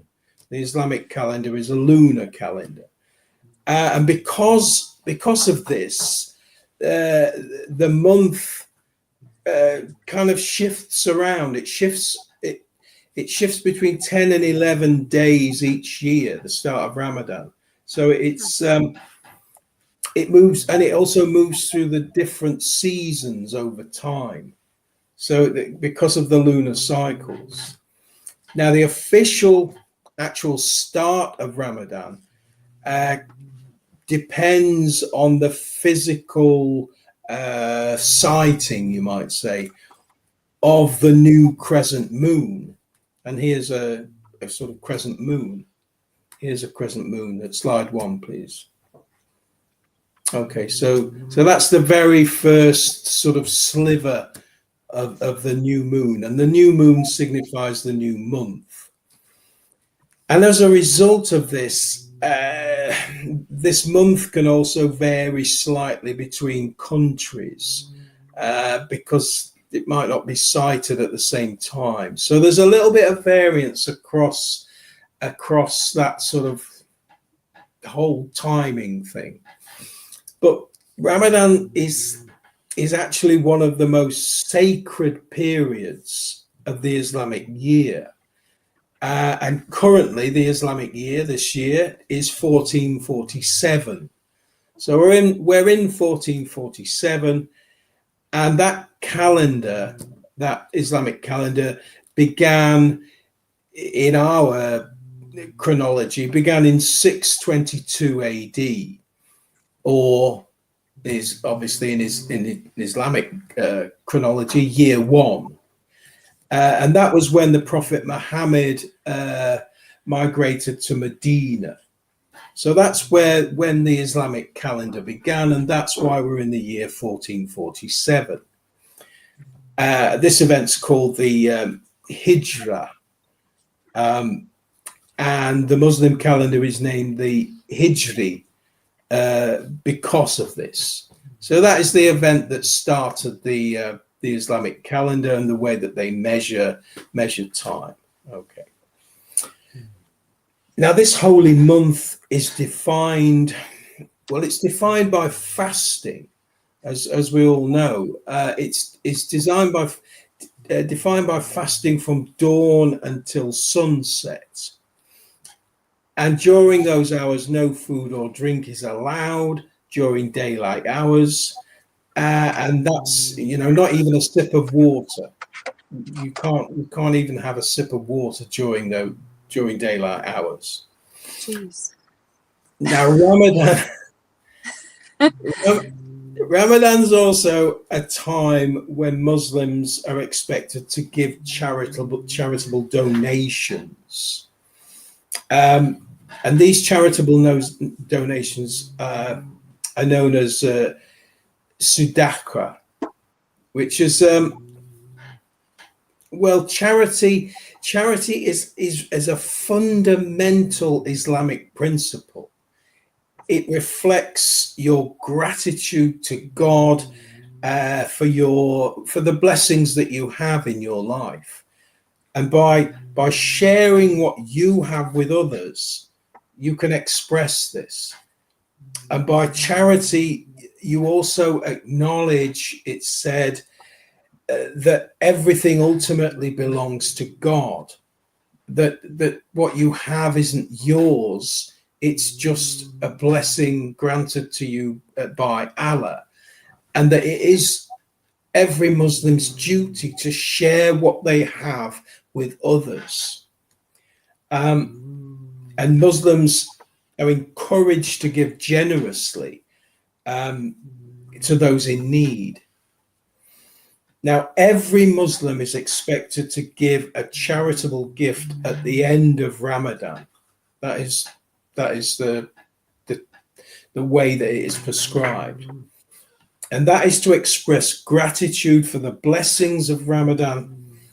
And it enables you to enjoy the festival that comes at the end of Ramadan, which is called Eid al-Fitr. There are several Eids throughout the year, but this one is Eid al-Fitr. Slide 2, please, Alex.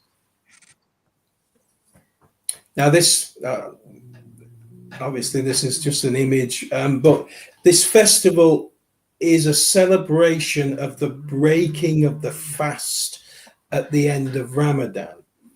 And if you have been generous, if you have given your charity at the end of Ramadan, then what it said is that this then enables you to enjoy this festival with dignity, that you have done your duty, that you have fulfilled your obligations as a good Muslim, and therefore you're entitled to enjoy this festival. Now, for many Muslims, Ramadan is not only a religious obligation, but it's also a deeply social time, a time that brings family and friends together, as well as whole communities together. Slide 3, please, Alex.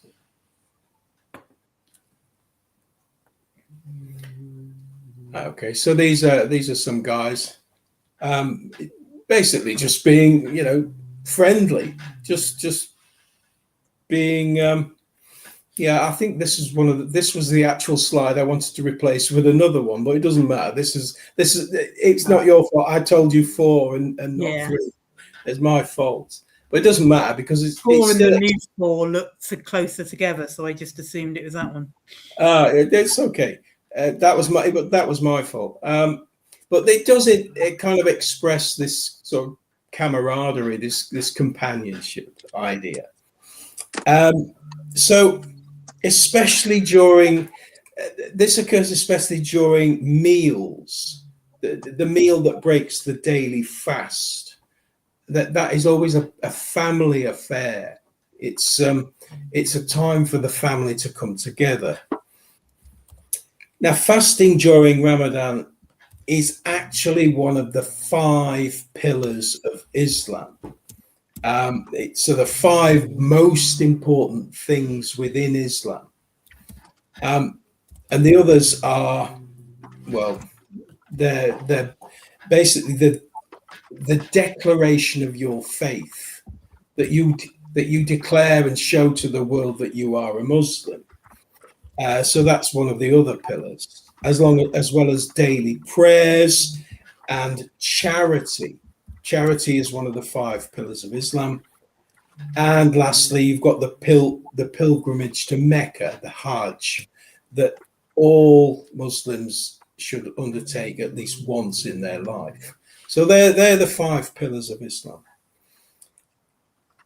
And during Ramadan, each fasting day begins with a pre-dawn meal. So if you want to eat before you go about your daily business, you've got to get up before dawn. And this meal is known as the suhir. Sorry, and that basically gives you the energy to get through the day. The energy and the hydration, and kind of enables you to go without food for the rest of the day.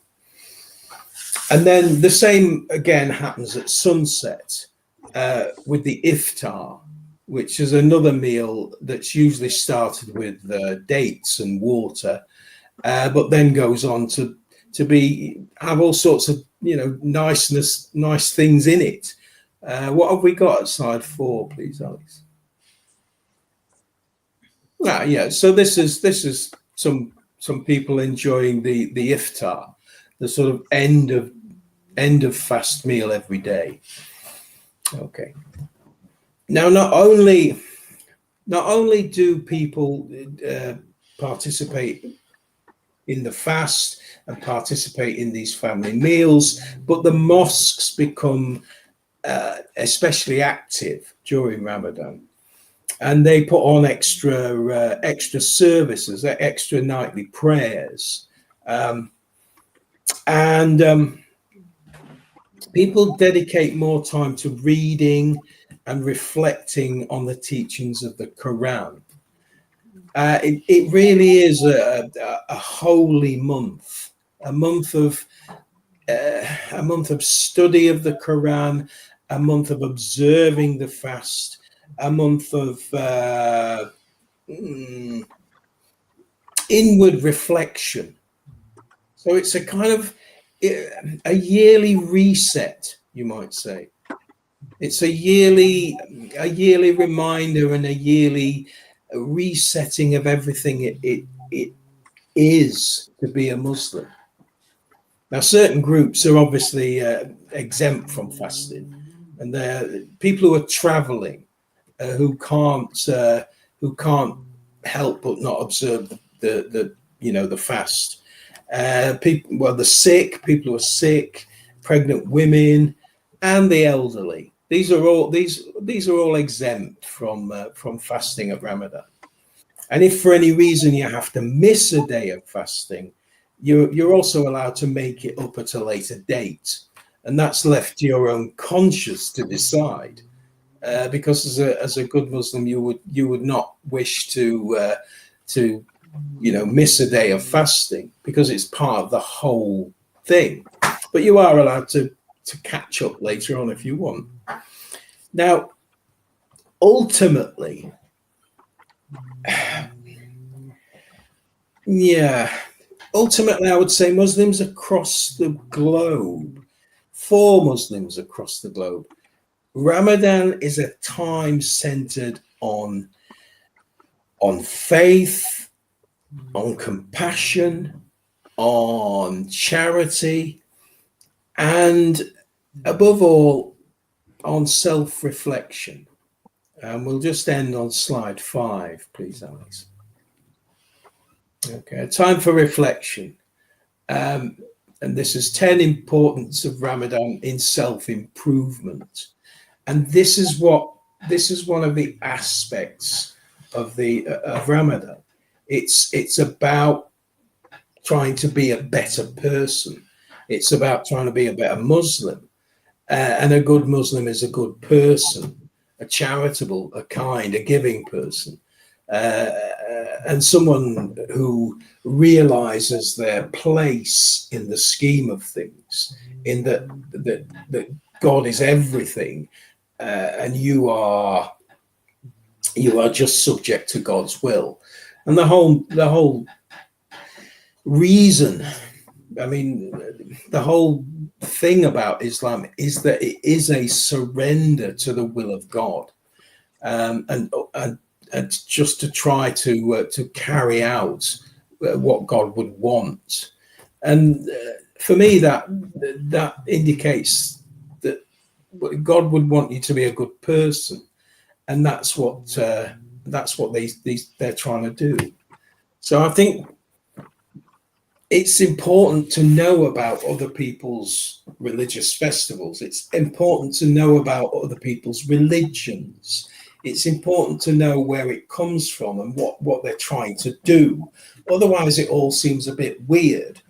And when things start to be a bit weird, then people start to have suspicions and start to look at other people from other religions and other cultures as perhaps a threat. And it's easy to then transcribe onto them all of these bad things and tar everyone with the same brush. And I really do feel that this has been done to Islam. It's only the aspects that paint Islam in a negative light that we're really shown, or that's really pushed on us. But when you look at something like Ramadan and the meaning of Ramadan, it highlights a religion that is as much about self-improvement as anything else. And charity plays a great part in it, and charity is a good thing. So that's my look at Ramadan. Okay, in case you didn't know what it was all about. I didn't know a lot of it, and to me it's interesting that we have got some fuckwits in the comments even that don't have the maturity to be able to consider people having different opinions, I guess. I haven't been paying attention, and I wasn't either. I don't have my comments up. But yeah, it's probably best. Probably your best option. To each their own. You want to. Each You their can have own, what you can hold whatever fucking opinion you like. I'm not saying my opinion is right. What I'm trying to explain is I want to come at this from a reasonable point of view. Yeah. Not to be influenced by what somebody else tells me, by what the guy on the news tells me, by what the official line of this is, or by what fucking Stephen Yaxley Lennon tells me. I want to make my own mind up, and I want to see things the way exactly. Yeah. So exactly, it's not a different. It's not about having different opinions. It's about it's about falling for the crap that they spread, the crap they put out, and the shaking of the jar. It's the ants all over again. It's the red ants and the black ants, and we shake the jar. And it's not. I'm not a Muslim. I don't believe their belief system. I have a serious objection to people tarring everybody and every action that a group of people make based on their opinion of their belief system. Yeah. And that's the same. I have the same objection, and I will say it again. I have the only show I ever stopped going out live is because I felt that the content was truly anti-Semitic, not anti-Zionist and anti-Israeli state and genocide. But I felt that the contest bordered on anti-Semitic, and that's the only show I've ever stopped going out. Yeah. So I'm not Muslim. I'm not Christian. I'm not Jewish. I don't know what I am nowadays, in all honesty. I really don't. Yeah. And I'm in some ways happier like that than when I was set in a Pacific mindset. But I do have a problem with judging whole groups, and I do have a problem with people swallowing agenda, and especially when these agenda hail from the likes of Yaxley Lennon and people and Zionist fuckwits like that. And he's a Zionist. He's an openly admitted Zionist.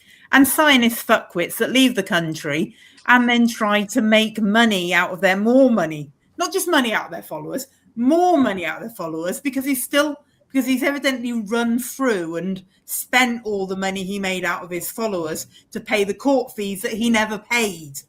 Yeah. Because A, he pleaded guilty, and B, Musk was promising to pay them. So I have a serious problem with people that swallow the nonsense that he spreads. And sorry, I can be hypocrite at some levels. I'm a hypocrite because I call people snowflakes by being triggered. But I recognise now that guy is one of my triggers. If there was such a thing as if I have triggers, he is one of them. He triggers me. To not be pliable-minded enough to be able to learn about other people and other cultures and other religions and still hold true in yourself. You're either afraid that you're going to stop believing in what you believe, or you just don't have the mental capacity to comprehend beyond what you've been told to think, instead of knowing how to think for yourself, because not knowing, like you said, it breeds contempt. It also breeds hate, because like you said, people start like being suspicious and then making up things. And it's the same. The Buddhist monks were walking all the way to DC, Washington, DC from Texas. And I don't know if it happened more than once, but I saw one video where the leader, or all of them that were walking, were being heckled by a guy with a big old sign of, if you don't believe in Jesus, you're going to hell, and all this stuff. For fuck's sake. But the thing is that if you get down to the core of almost all religions, they are the same under a different name and slightly different traditions, because it's seen through different lenses. And ironically, that's why I say I don't know what I am anymore. Is because the further I've looked into stuff, the more I'm aware that the same stories, the same reports appear in multiple documents in multiple religions. And when when you've been brought up and taught that this is the only way, and then you find that it's not unique, it makes you question something. But I don't have a problem with anybody believing what they choose, what they believe. I don't Why even can't have you still problem with believe what you spreading believe that and word. still learn about other things? I mean, Jesus supposedly did, right? He went around the world learning about different cultures and different religions and studying with their priests and their high, religious people. Egypt. And, Yeah. I think people, it's very, very comforting for many people to remain inside what I call a perceptual box. Yeah. It's easy to stay in your perceptual box. But even on the other hand, I've just been telling you there about Ramadan. That is an idealized view of Ramadan. Okay, it's an idealized view, and I've lived in Islamic countries, and I know that that just as much as Christians are hypocrites, so are Muslims. They will get drunk and they will do all sorts of stuff in the there's really privacy not of their much own home. difference It doesn't between matter. cultures except language and But we have traditions. in order to understand each other, we have to break down the walls of our perceptual box. Yeah. Because otherwise you are then subject to any prejudices that anybody wants to throw in there. And you will swallow those prejudices down, you will swallow that information down because it fits the way that you see the world. Yeah. And I dislike that. And I think anyone of any intelligence can recognize that it's easy to play you, it's easy to manipulate you if you swallow down all of this crap that you're being told. And you're more likely to swallow that crap down if you don't understand the other. So we've said bread and circuses. They like us distracted. Why don't they want us to travel? Going on holiday would distract us perfectly. Why don't they want us to travel? Dangerous. Travel, you mixing with other cultures. Dangerous. You see other cultures, you realize that humanity is not so different. The world, is not as it's not as bad as or like what they're telling us on TV or on the news or on these podcasts that do the news. The articles, that's crazy. Like how, like way back when the Ukraine things, started, as far as like the world knowing about it anyway, they were kicking the news people out, the news anchors out, because they were catching some Ukrainians like hailing cabs. If you know what I mean. Giving that good old salute. Oh, right, yeah. Sorry, you can say it on there. I don't know what you do, but I don't care. Yeah, because they didn't want the world to see that. No. And I'm sure our U.S. government was also complicit in it because they were all over in there. And we rolling in that white stuff. Yeah.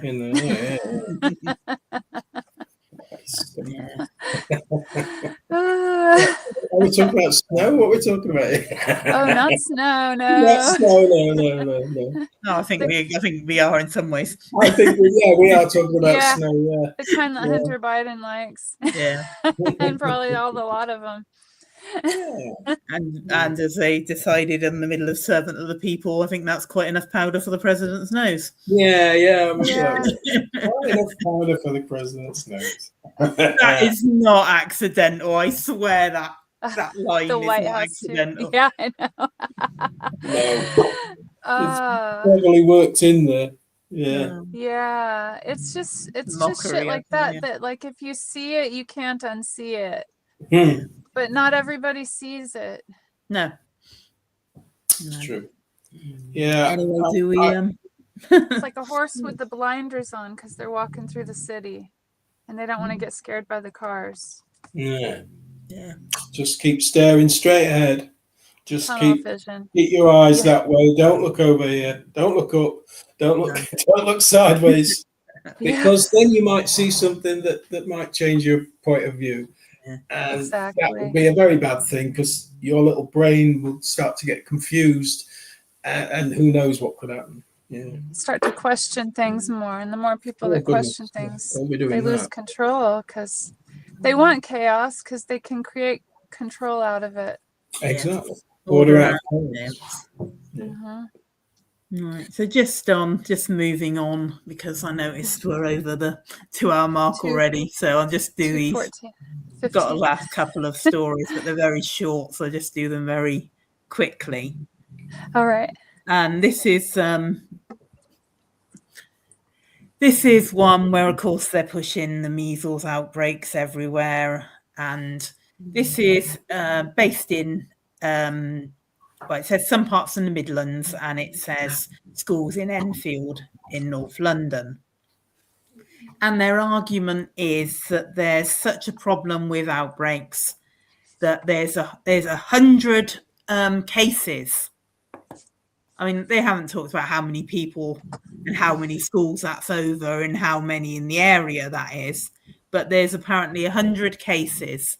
So they're talking of having to exclude children for 3 weeks if they're unvaccinated. So basically lock them out of school. To exclude a child is, well, over here it used to be classed as expelling that child or suspending that child. So they're going to suspend a child from school for 3 weeks for daring to be unvaccinated if there's a chance they may have come into contact with an infected person. It's not even that dangerous for most, unless you're an adult. No, and then the more people stop even as an adult, it's not always. No, sorry. I never. I had chicken pox. I've never trusted the MMR. No, I don't know if you have the measles, mumps, and rubella. It's a triple. Yeah, it's over here. I don't like it. No. Sorry. Well, I don't know if you know this or if you've ever heard me say this, but I used to be a teacher for autistic young adults, and every year there would be an annual review in which the parents would come along and we would talk about had we made any progress, what going forward they would like to do, what we saw as how the future of their son or daughter with us. And afterwards we would basically have just informal chats, and I've lost count of the number of parents who told me my child was perfectly normal until that we gave them the MMR. And then within a short period afterwards, they started exhibiting these signs, these autistic signs. Yeah. And I became convinced that the MMR was largely responsible for this huge upswing in autism that we've seen over the past few decades. Now autism rates are through the roof. And it was extremely rare. It was how, I mean, autism's always been around. All autism, I think it's a really, different wiring. Sorry. It is, and it's in a lot of ways it's an extension. It's an extenuation on traits that most of us already have.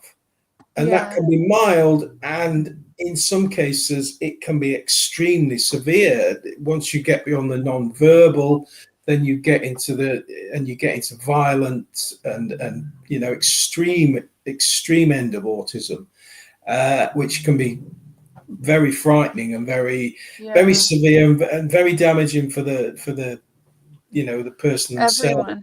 Yeah. Yeah.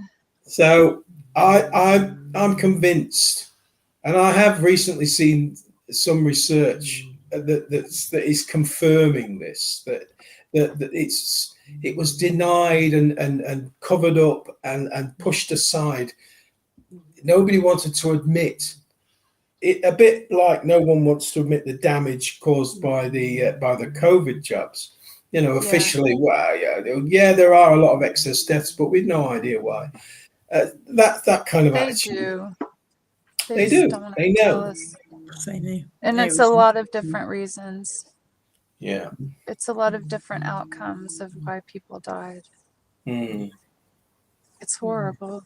Mm. But yeah, I agree with you on the autism and the ADHD. I think that because they're clumped together, ADHD and autism. I think it's the old wiring of the brain. But I do believe that these vaccines, and I think that it's not just the vaccines that the children are getting. I think it's the vaccines that the parents have gotten also. I think some of it's altering the DNA, and I think we're breaking down our DNA over time. Because I think when I was a kid, we had like 14 of them. Wow. But my kids didn't have any. And my 16-year-old has autism, and my 8-year-old and my 24-year-old have ADHD, and I have both. Their doctors, after they got tested, they kept saying, it's genetic, right? And then finally I went, yeah, and got tested, and like it's high functioning. Not when I was a kid. I was nonverbal for like 2 years. Right. Are we still on air, Alex? I'm just trying to see that. We've gone. I've just noticed we've just dropped off air. We've gone. We've got a message come up, so they objected to something in that last bit of the conversation, I think. But we're having trouble streaming to Facebook. This may be an issue on Facebook's end. Is it possible the stream was ended or deleted on Facebook? We'll keep trying and let you know if it's resolved. Please check Facebook to ensure the stream looks okay. If this continues for a while, try creating a new live stream, or just remove this destination from the stream, then re-add it. So remove it and re-add it. I've never heard that before. Have you? Not that Pacific one, no. No. We must have really triggered something. They don't like the vaccine MMR stuff. I'm getting confused now. MMR. And the MMR, yeah. To autism, they never like that one. They're putting mRNA in the MMR over here now. Yeah, and I when you said they're admitting to it a bit more, I'm starting to wonder whether they're doing that so they can then push that they've got new. Yeah. A new and improved version. A new and improved version, which will be. Used to turn you into so we're still streaming on Rumble. We're still streaming on Rumble and YouTube, I believe. I'm trying to restart us, and if you're on Facebook and you're coming back in, it sounds like it's starting in the middle because we were live on. Looks like it's doing weird things on YouTube as well, or is that on Facebook? I got a video popped up of a pope in the cathedral. Mine suddenly really changed. Weird. It showed play. So play next. That suggests it's See, I was looking at Facebook a while back, and I've gone. I was still in it, so I think I'm behind on Facebook. So it's not disappeared, but I don't know. I don't know if we're back. I don't know if we're not back. Yeah, we're back. Which one did the video pop up on, Deborah? Did it pop up on? Is anyone commenting? Yeah, there's people. We're back. We're back. Apparently, someone's just said on Facebook, we're back. They didn't like that. I wonder whether the first half will still be there or whether that'll disappear. That will be interesting to see. Yeah, Lisa just said, we're back. All right. That's the only comment that's on there. They did not like that subject. No, something. Yeah, it's some kind of. I guess it hit too close to home. Maybe it's messing with Seems their to. next plans. It makes you wonder. Yeah. Maybe they are. For because the like you say, record, we're I am not suicidal. For the record, none of us are. Have you got any paper towels in that car? Have you now?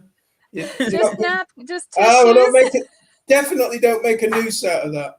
Right. I don't want to break my hyoid bone. Yeah.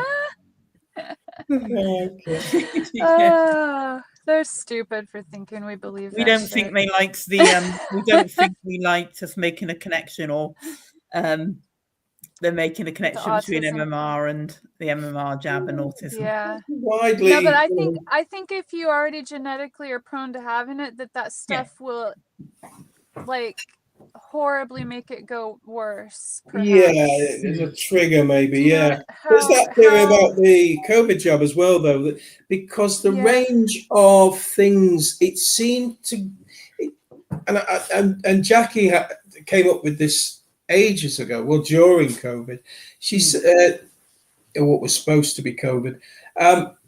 She said the injection seems to target whatever the weakest area that you have. So if it's your heart, if it's your lungs, if it's your legs, it seemed to target that and suddenly make it a lot worse. So and I think it's simpler in some ways. I think it literally just destroyed the immune system. Oh yeah. So whatever you had a predisposition to, whatever you're most likely to suffer, hit you harder. Worse than chemo. Huh? Oh yeah. Exactly. Or as bad it seems. That's not nice at all. Yes, my cousin went through a whole lot of that. Yeah. He's still having That's what it operations. reminds me of, though. You know, that's what it reminds me of, sort of like just because it is an aggression. Murders the immune system. Yeah. The other the thing from observation, I know we're getting back onto the COVID now, but the thing from observation I always thought with the jabs is they seem to affect worse people who have had less medication in the past. So the healthier someone was, like all the young men or the youngsters with the myocarditis, pericarditis it was hitting, the healthier someone was, the harder it seemed to hit them. It's almost like people who have been on more and more medications over the years were kind of more immune to it, built up an immunity almost. And I'm not saying it wouldn't hit them, it just seemed to hit them slower or not hit them quite so fast. There might be something in that. I do remember during what used to be called NBC training, nuclear biological chemical warfare training, that we were always told if you smoke, and I did smoke then, if you were a smoker, you had a higher resistance to nerve agent. And that's kind of because you were already ingesting toxins, and so you built up a bit of a resistance against those toxins. So I don't know. I think there's some factor like that. I mean, we probably will never know because all the evidence is sealed up, locked away for 70 odd years or whatever, until everyone's dead. Until everyone's nicely dead. And the ones that are left won't really understand enough to care enough. No. And then they'll do it again. Yeah. Something similar. We're still here, but then probably will. It seems to be the cycle, though. Just wait long enough and pull another fat. It seems to just be the way it is, though. If you look at history, they just wait long enough and pull another fast one. That's why these things are put in place to keep the whole thing buried, long enough for all the people involved to die off. Yeah. What was your last I'm quite honestly surprised we've heard as much about the Epstein files as we have. I'm seriously surprised. Something's wrong with Trump. He was crazy at the way he just kind of like. No, and then just like blatantly like something's wrong with him. But we've all known that. Mm. Well, But it's a good thing that he did, but it's just surprising. some people But say the he's got bad thing they low did, dementia, they so. did not redact the victims' names, which was a very horrible thing Well, to yeah, do. Yeah. It's they redacted plenty of the picture. They actually redacted a lot of the perpetrators' names, but not the victim. It's the wrong way around. Yeah. Because in a trial of that nature, the ball is in their court. Anonymity is what is afforded to people. Yeah. And I feel like with him doing that, maybe he's crazy. Maybe it's just part of the plan of chaos. Oh, there's plenty of that. Yeah. Because you put enough out and then you get people talking and then you just don't say anything about it and you let people believe whatever they want and you move on. I think that's what they're trying to do. Yeah. Nobody, the thing is, you can put them out to the cows come home. If nobody ever pays the price, if nobody is ever charged, what good has it done? Yeah. And like I say, the average man in the street who's not been calling for the Epstein files, who's not known anything about this, is now seeing it on the news. And you're not hearing anything from them. You're not hearing any voices raised. You're not hearing anyone screaming for accountability. So what do you have they done this now because they know they've got the news media to such a point that nobody trusts them either? They have They control think of it's just them. tabloid rubbish. Yeah. Is that where we are here? That's why they hate all the ones that went independent. And then we don't trust anyone so much that I know I'm not the only one that even questions them. Like, are they controlled opposition? And you have to, because there are plenty out there that are. Yeah. And that's the problem. There are plenty out there that are, and then there are people that just buy into the wrong things. And then it is morass. Yeah. There's an aspect that it's just so big. It's just so big, and it's almost too big for people to see. It's or to like believe it's completely. yeah, Like Hitler's big lie, that kind of idea. Yeah, it's just there's so much information. Tapestry again. They're all too close. Yeah, it's just it's too big, and I think a lot of people are very confused about just what it all means and just how it's all put together and how it's connected and the picture that it actually makes. And there's an element that's quite scary as well, to think that the entire establishment is corrupt from top to bottom, and that people are out there eating human flesh and murdering babies and harvesting children's organs and raping children. And it's a mind blowing, and that they've probably been doing this for forever. Cannibalism's nothing new either. Well, none of it's new. No. Yeah. And that they might all this all might be linked in to, on a lot of levels, to satanic cults. Just that Moloch thing. People have tried to make a big deal out of that a few times, but it never really caught on either. Wow. How they have that Burning Man festival every year and stuff. Yeah. Oh, yeah, the Bohemian Grove and all that sort of thing, yeah. Yeah. Oh, and the Pizzagate thing. You remember the guy that tried to, he got arrested because he went in there, trying to make light of it, like bring it to everyone's attention. He ended up getting shot in a traffic stop a few years after. Yeah, not suspicious at all. Yeah. Just weird things. So many coincidences. Yeah. Sure, they're all just coincidences. Yeah. Sure, it's just a coincidence that we lost connection to Facebook at that point. Yeah, right.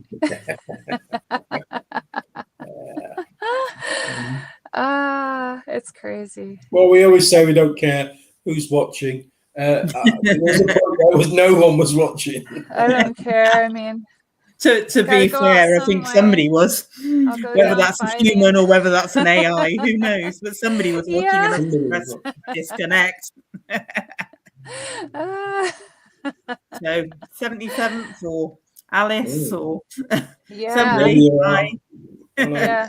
Hi. Sorry. Who knows? Yeah.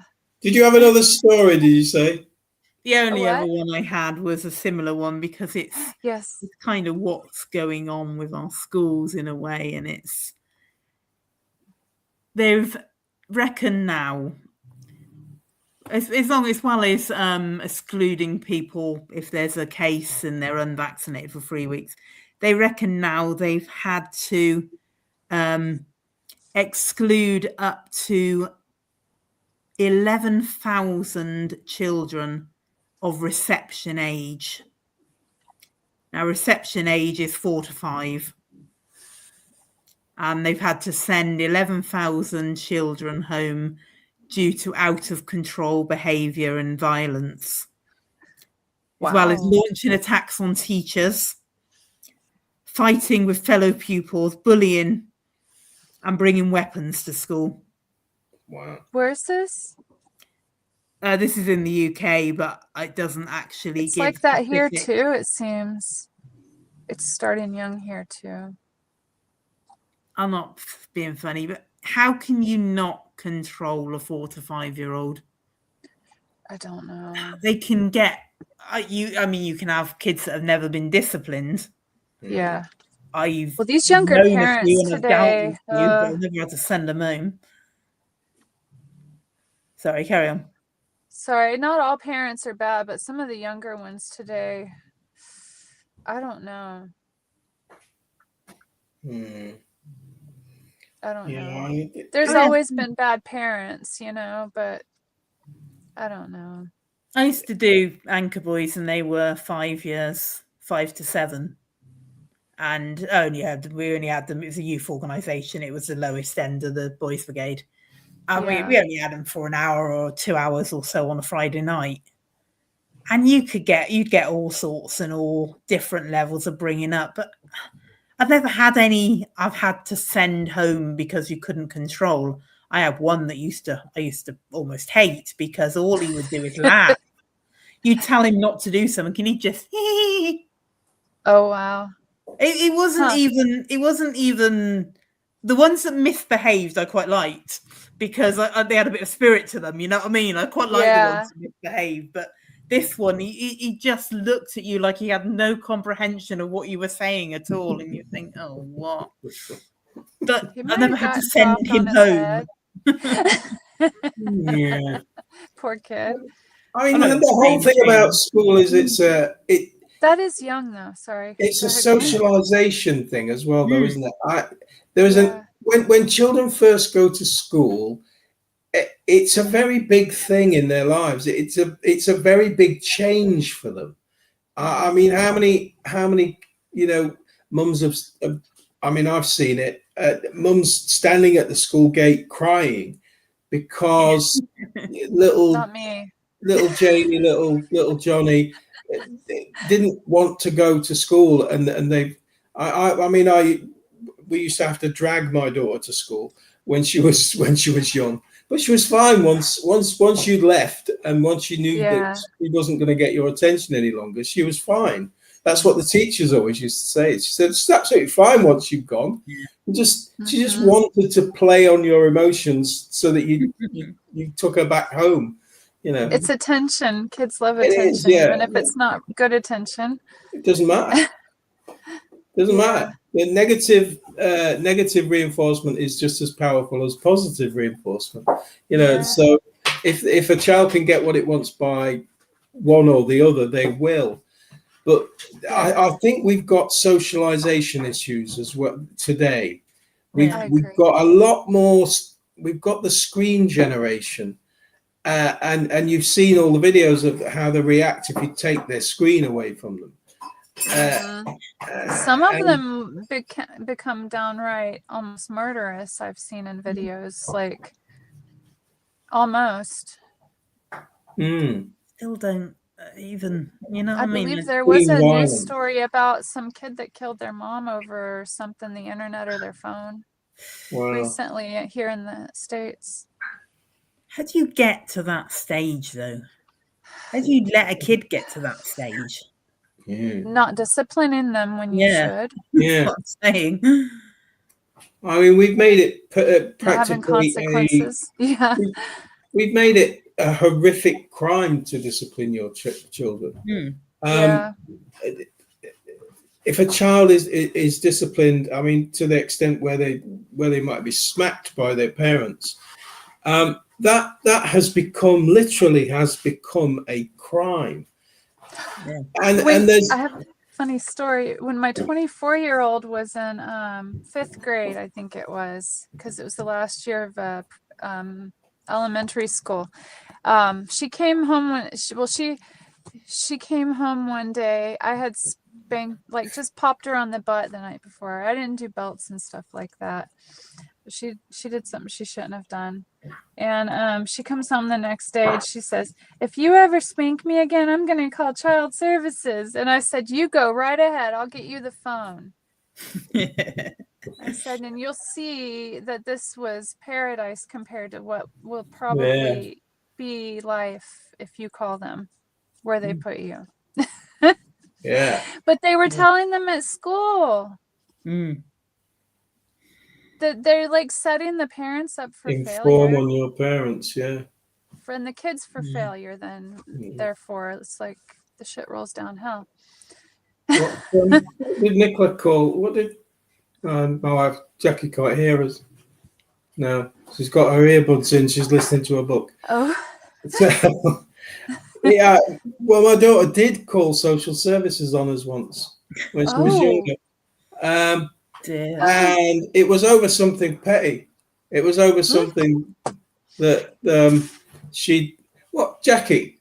Yeah. What was it Nicola called? We ended up having to talk to social services about. Yeah. What was that about? I can't remember. Because she said that you'd been hitting her. Yeah. But it was the day after you'd actually tried to get your homework and she'd kicked you. That's good. I know it was something. She was telling a friend in the playground that you'd kicked her. Ah, dear. there you go. No. Oh, that's cold and wet. Oh. I was just trying to open the top for the light, not for the actually opening it. It's okay. It's just a little water. It was just cold. I mean, obviously, I think that there's always. It takes kids quite a while to get used to the idea of going to school, used to the idea of doing that, because it doesn't come natural. They want to be at home with mum or dad or whatever. That's the natural thing. And so well, what have you done? You've taken me away from all that and shoved me in a room with all these weird kids, strangers, but they soon become socialized, and in the end, I think it's good for them. Yeah. But it's not like it was when we were young, though. Well, no. They don't get as much activity at school. No. No. Every child in my grandson's class has got something wrong with them. They've all got some kind of condition that's a label that's attached to them. They're either and the allergies. They've all got all sorts of weird shit. That is from the vaccines and the poisons and stuff too.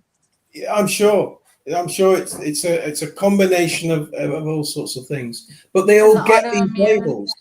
Yeah. Their mums take them to the doctor, and the doctor says, your child's got a diagnosis of this or that or the other, and they've all got these needs that have to be. And they want to put them on medication. Yeah, getting kids on medication. Walking around. So they're more controllable. When we were kids, they just dealt with us. We didn't get this petty email like every single week. Your son said balls on the playground. Okay. Tell him not to talk like that at school. I tell him not to talk like that at home. It's just crazy. My mom would have gone insane if they did that to her. It's every little thing. And they want them to act like little robots and sit perfectly still and don't talk at lunch and let them be kids, but let them learn that kids learn best if they're having fun and through music and song. And anyway, sorry, I'm getting off on a tangent, but it's just, it's not a conducive environment to raise healthy children into healthy adults anymore. No, it was always really the education system. Well, what we call public schools are different, but the state school system was basically designed to produce useful workers. That's how it is here. Yeah. And anything outside of that, and then we moved into this whole thing where there was one of our prime ministers who was Labour, Tony Blair. That I hate the man. Yeah. He said he wanted every young adult to be able to go to university, but that ended up we've a graduate crisis now. We've got graduates. Not everything needs to be done at a university. No. We ended up with shit degrees. They didn't anyway, because all they did is turn all the polys into universities. Well, they did. They just converted. They just changed the name. They just changed the name of all the polytechnics, and you had 2 levels of universities almost. Yeah. I love changing the names of things just to make it sound better. Like how they did with Planned Parenthood over here instead of eugenics. Strange enough we were talking about that. Jackie made the link this afternoon. She said, you know, all this stuff about eating babies and eating child flesh and things like that. She said, do you think Planned Parenthood had any role in that? And that's quite a horrible thought, isn't it? You know, that this, well, we definitely know that material found its way into lots of things, you know, even cosmetics. And that's just with the modern stuff. I mean, like they were going around and sanitizing young Black women and girls a long time ago. Oh, that's been done over right and over. after they became free. Yeah, like not long after they became free. So that they couldn't have babies in the poor areas to try to cut down on them having babies. And it was horrible. Against their will, girls drug out of their house in the middle of the nights and things. Yeah. But to go back to what you were saying, Alex, about the kids at 4 and 5, I see adults acting similar. And you see with like these young people that are, I don't know, patsies or something, or being used to commit these horrible crimes in these specific groups, and it just makes you wonder. And then Life Touch is connected with Epstein, the school system here, or the school system's photography people here. I'm not sure, but I have heard that one. It's just in like, so, and then you've got the 23andMe or whatever that was. And then when you were talking about, Glenn, about how the vaccines just like seem almost targeted at times with some people, well, maybe it really is. Because they have a lot of DNA on file. And if they have like, say, because my sister had it done, so that means they have some of my information as well. Yeah. All scary stuff in it. And she did it before they sold out. Yeah. Well, it feels like it's all connected and it all comes full circle. Constantly talking about that. And the more you look, the more you find that it is. Yeah. Oddly enough, you find that actually it is connected. And it wasn't just your imagination. Yeah. And like some people hate politics, and it's like, well, but you can't talk about certain things without bringing it up. No. Just like other things, like it's Yeah. just, it's all interwoven. Mm. It is. Okay, I'm happy to leave it there. We're pushing 3 hours. I It's didn't know if Alex had any more to say on it. Sorry. No, I'm. No, she doesn't. No. Yeah. Okay. Glenn has No, spoken. definitely. I can tell when Alex has got more to say and she hasn't. You guys are ready for bed, huh? It's late there. Yeah. Well, it's not late. It's going on 11, right? Close. It's close to 11. Yeah, It's about it's nearly 11. Yeah. That's But not late for Alex. No, it's true. But... Yeah. Yeah. I mean, it's been an enjoyable 3 hours, as it always is between the three It of us. has been. Yeah, it's been I'll good. be And more we prepared could go on next for time. hours more. With some slides. I'll have some slides, Alex and Glenn, next time. Mhm. That's fine. I'll be more prepared. You know, it's one of those things, isn't it? Learn as you grow. You get better. Yeah, you get better at doing it. Yeah. But you've already got the right attitude, Angela. Thank you. You were never scared of coming on and saying what you want to say. You know, you held it. You hit it well. You one or the just other. You must didn't have hit it know. well. Yeah. Well, exactly. Well, that's half the thing. Once you can fake sincerity, you got it cracked. When you get to the point that you forget there's anybody out there listening, Yeah. just That's the comment reason I on have that side the of my comments screen. turned off. That you actually I can forget just there's see anybody you. out there listening. That's when you realise you're Yeah.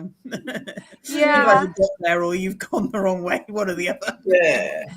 The most painful part is going back and listening to yourself to try to see what you can improve Oh, I don't on. do that. I Don't have do been that. because I've never done anything like this before. I made a straight C in speech in college not because I couldn't write a wonderful speech. It's because I turned into like a train going downhill with no brakes. The longer I was up there, the faster I talked, and I got so out of breath I felt lightheaded. Yeah. That's just nervousness.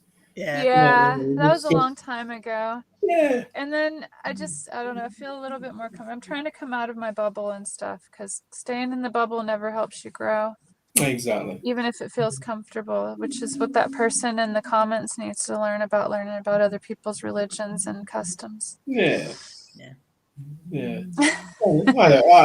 Knowledge takes a lot of fear away. Yeah. Okay. And that could create more peace in the world. So, which we definitely need. Yes. We definitely need. Yes. But yeah, we'll Thank you. We will call it draw it to a close. It's now Sunday evening, so I'll be back Tuesday night at 9 p.m. with the Gleam in the North. Ian will be on Wednesday at 7 p.m. with Smokem. Glenn will be back on Friday at 7:30 with the Man in Black. We'll be back next Sunday afternoon, I believe at 1:50 with Lone Gunman Rides again, and then next Sunday evening at 8 p.m. with Last Jacobites International. So have a good rest of your weekend, people who've still got some left. Have a good week if your weekend's nearly over, and we will see you soon. Have a good night, everyone. Bye-bye. Good night. Bye.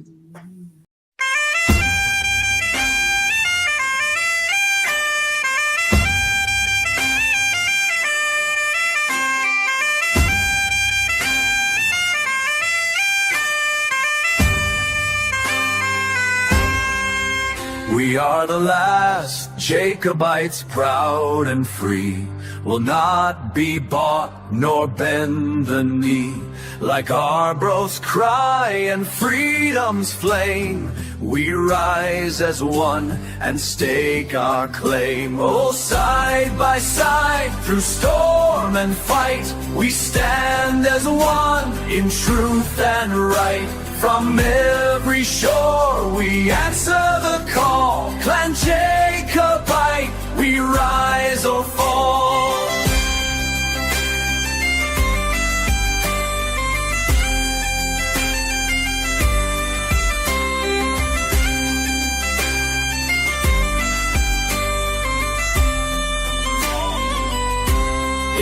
matters not our skin or land, but hearts as one and hand in hand.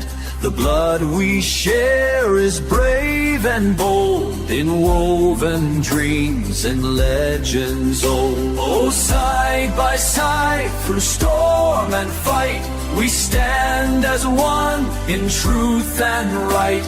From every shore we answer the call, Clan Jacobite, we rise or fall.